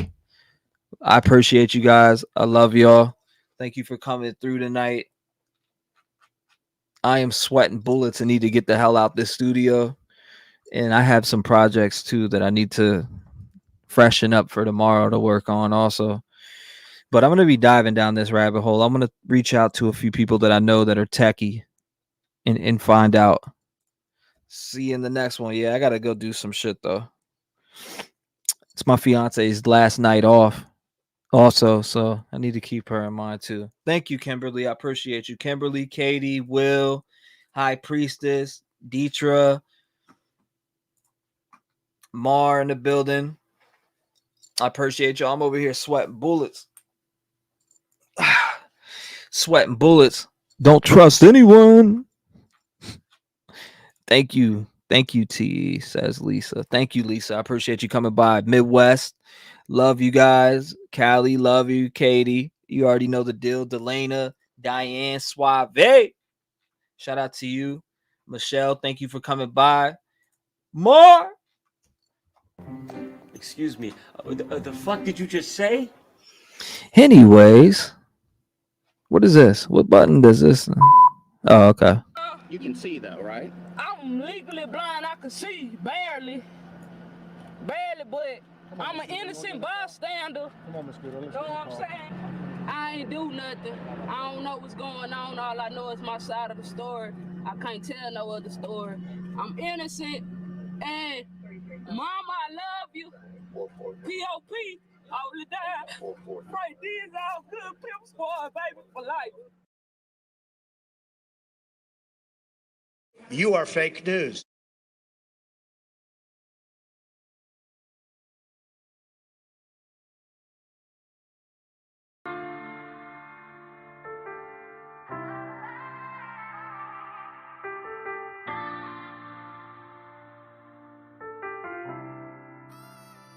I count my blessings for the days when I was down and losing faith. They made me patient. All I can say is thank you. I really wouldn't be the same if I ain't gone through all the pain. Look what it made me. All I can say is thank you. It wouldn't be the same with none of y'all by my side. You hold me down every day and it makes me strive. I wake up and look forward to doing these lives. A lot of y'all really came and opened up my eyes, and I hope I gave it back because it comes with yours. No matter what they say, I know I opened up them doors. I brought a family together even though shit was rough. They tried to shut us down, but we really shut them up. No matter what, we stand together when shit gets tough.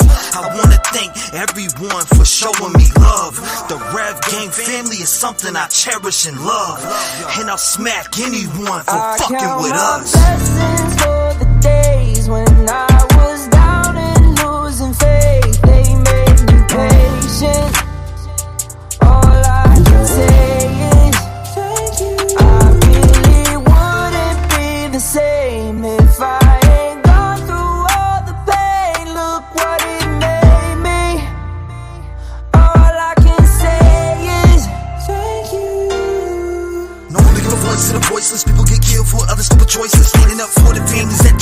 laws is something that we find important. Rap game strong, chest up. Little homie, keep your head up. You can be whatever you want. Get rid of the fake and it will add up. All my life I strive for greatness. I manifested my time with patience. People try to copy us, but respect is earned. It's not an obligation. I love the fam and they love me back, and that's why I always have it back. So I give a voice to those people who were never given a chance for them slimy cats. When you come here, you ain't a number to me. I really take time to read what I see. Don't forget to lock your doors, cause there's danger all up in these streets. Y'all really put life into the air that I breathe. I really am thankful for all of my peeps. Your loyalty means a lot to me, so this is a special thank you from me. Blessings for the days when I was down and losing faith. They made me patient. All I can say is thank you. I really wouldn't be the same if I ain't gone through all the pain. Look what it made me. All I can say is thank you.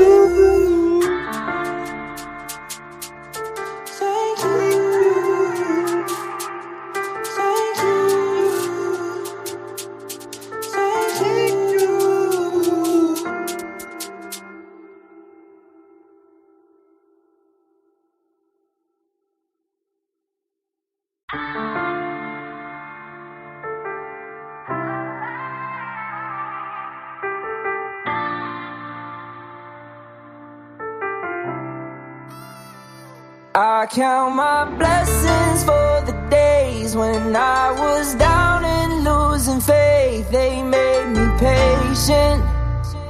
All I can say is thank you. I really wouldn't be the same if I ain't gone through all the pain. Look what it made me.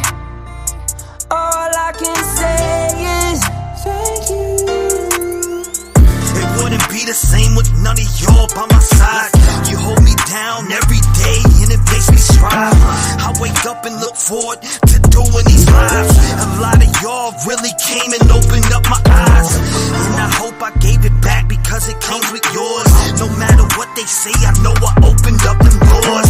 I brought a family together even though shit was rough. They tried to shut us down, but we really shut them up. No matter what, we stand together when shit gets tough. I wanna thank everyone for showing me love. The Rev Gang family is something I cherish and love, and I'll smack anyone for fucking with us. Blessings for the days when I was down and losing faith. They made me patient.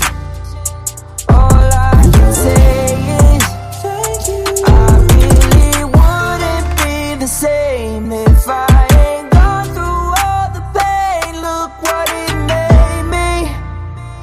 All I can say is thank you. Normally the voice of the voiceless, people get killed for other stupid choices. Standing up for the families that took a loss is something that we find important.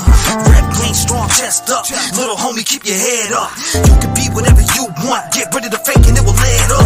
All my life I strive for greatness. I manifested my time with patience. People try to copy us, but respect is earned. It's not an obligation. I love the fam and they love me back, and that's why I always have it back. So I give a voice to those people who were never given a chance for them slimy cats. When you come here, you ain't a number to me. I really take time to read what I see. Don't forget to lock your doors, cause there's danger all up in these streets. Y'all really put life into the air that I breathe. I really am thankful for all of my peeps. Your loyalty means a lot to me, so this is a special thank you from me. Blessings for the days when I was down and losing faith. They made me patient. All I can say is thank you. I really wouldn't be the same if I ain't gone through all the pain. Look what it made me. All I can say is thank you. Thank you. Thank you. Thank you.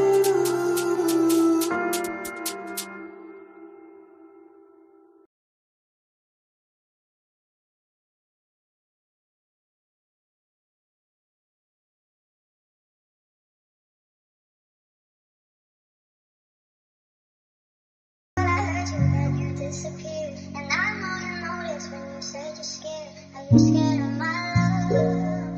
Are you scared of my love? And I know you want me, baby.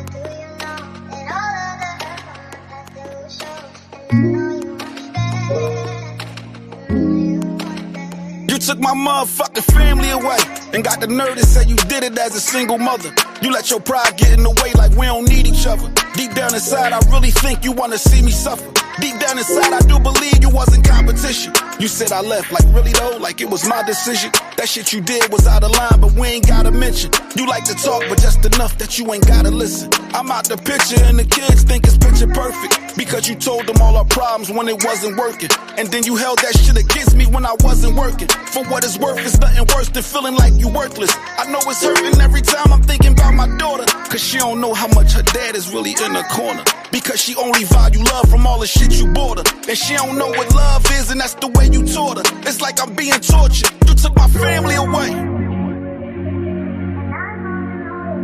Took my motherfucking family away. You took my motherfucking family away from me. Took my motherfucking family away. Took my motherfucking family away and got the nerve to say that I'm the one that's narcissistic. Being an independent woman, yeah, it's all terrific, but you don't understand the problem when the father's missing. I got so much I wanna say, but gotta word it right. Leave it to Facebook, we all live a perfect life. The perfect kids, perfect house, and the perfect wife. But let's not talk about the times when they heard us fight. The only thing I really want is my son and my daughters to understand no matter what, I'ma be a supporter. But they don't understand the role of a man is important. I bet none of my kids got me in one of their portraits. I can't force it, but of course it feel really bad. The first time I heard my daughter say she hate her dad, I'm disappointed though, I ain't even really mad. I watched you throw it all away, everything we had, and it's fucking sad. You took my family away. You took my motherfucking family away. You took my motherfucking family away from me. Took my motherfucking family away.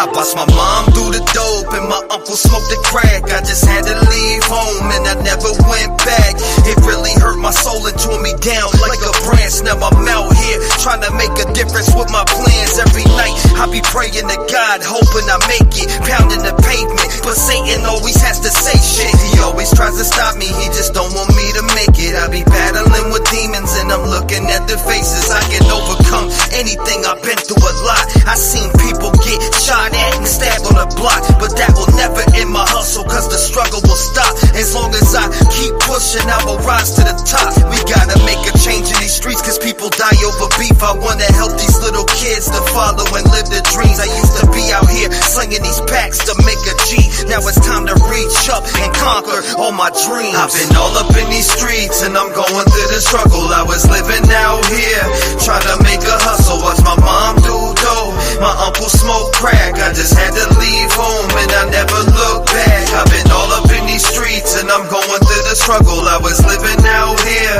trying to make a hustle. Watch my mom do dope, my uncle smoke crack. I just had to leave home and I never looked back. See, I grew up as a kid watching mom doing drugs. She was with a different dude all the time making love. See, it messed with my mind, so I started doing drugs so I can patch up the hurt. That's why I started getting buzzed. Then I started selling bud, 10 pounds out the trunk, getting shipments in the mail so I can make a couple bucks. I was hustling, putting packs together for the customers. I did some time in jail and realized I was fucking up. Sometimes we need to learn a couple lessons to change. I count my blessings, talk to God, and I continue to pray. I practice my craft and strive to be something that's great. I miss my kids so much, I start to cry when I think. Tears rolling down my face, eyes watered looking dazed, but I keep my chin up no matter what I think. I can't wait for the day I get to hug them every day. Daddy misses you so much, now I don't know what to say. I've been all up in these streets and I'm going through the struggle. I was living out here trying to make a hustle. Watch my mom do dope, my uncle smoke crack. I just had to leave home and I never looked back. I've been all up in these streets and I'm going through the struggle. I was living out here trying to make a hustle. Watch my mom do dope, my uncle smoke crack. I just had to leave home and I never looked back.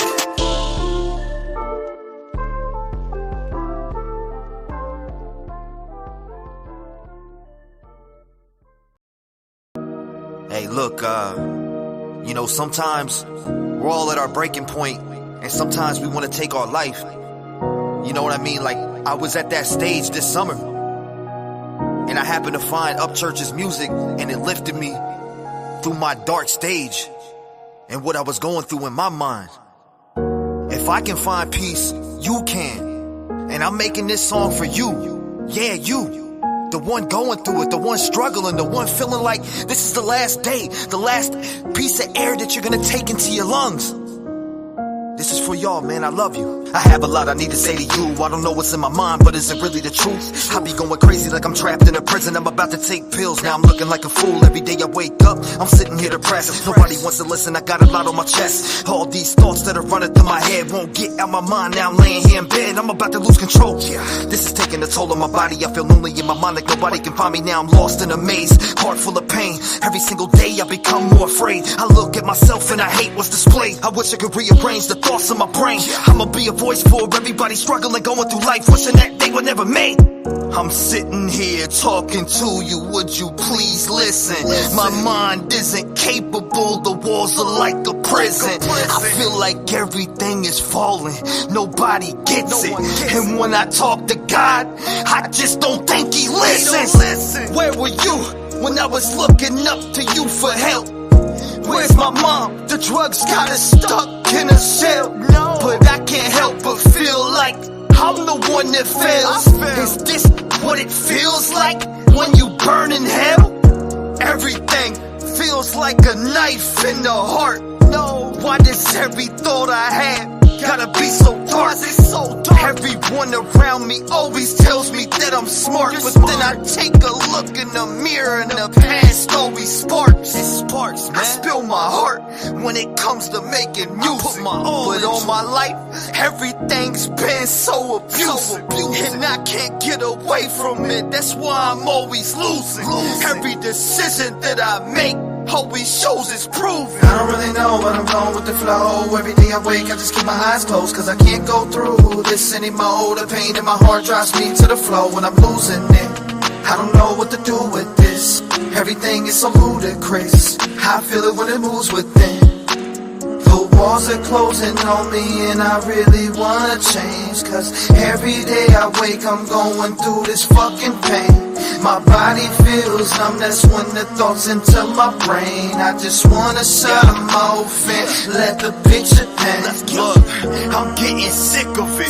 Every day gets ignorant. I move one step, but then it's like I went and pitched a tent. No, I'm stuck in the mud and I can't move a bit. Every day is misery, but I'ma speak to my kids. I need to talk to y'all. Daddy loves you. I know that I ain't been the best. I love you. I feel like I failed, so now I wanna lay and rest. I gotta go. Maybe I need help, but now I'm thinking death. I gotta die. Nobody loves you till you're hanging up by your neck.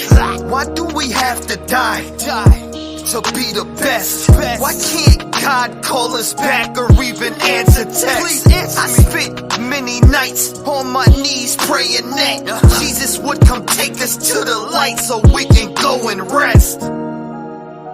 Look, man, if you ever think you're gonna kill yourself and you feel like you're falling down, don't ever hesitate to reach out to get help, because you can be that person. I was that person.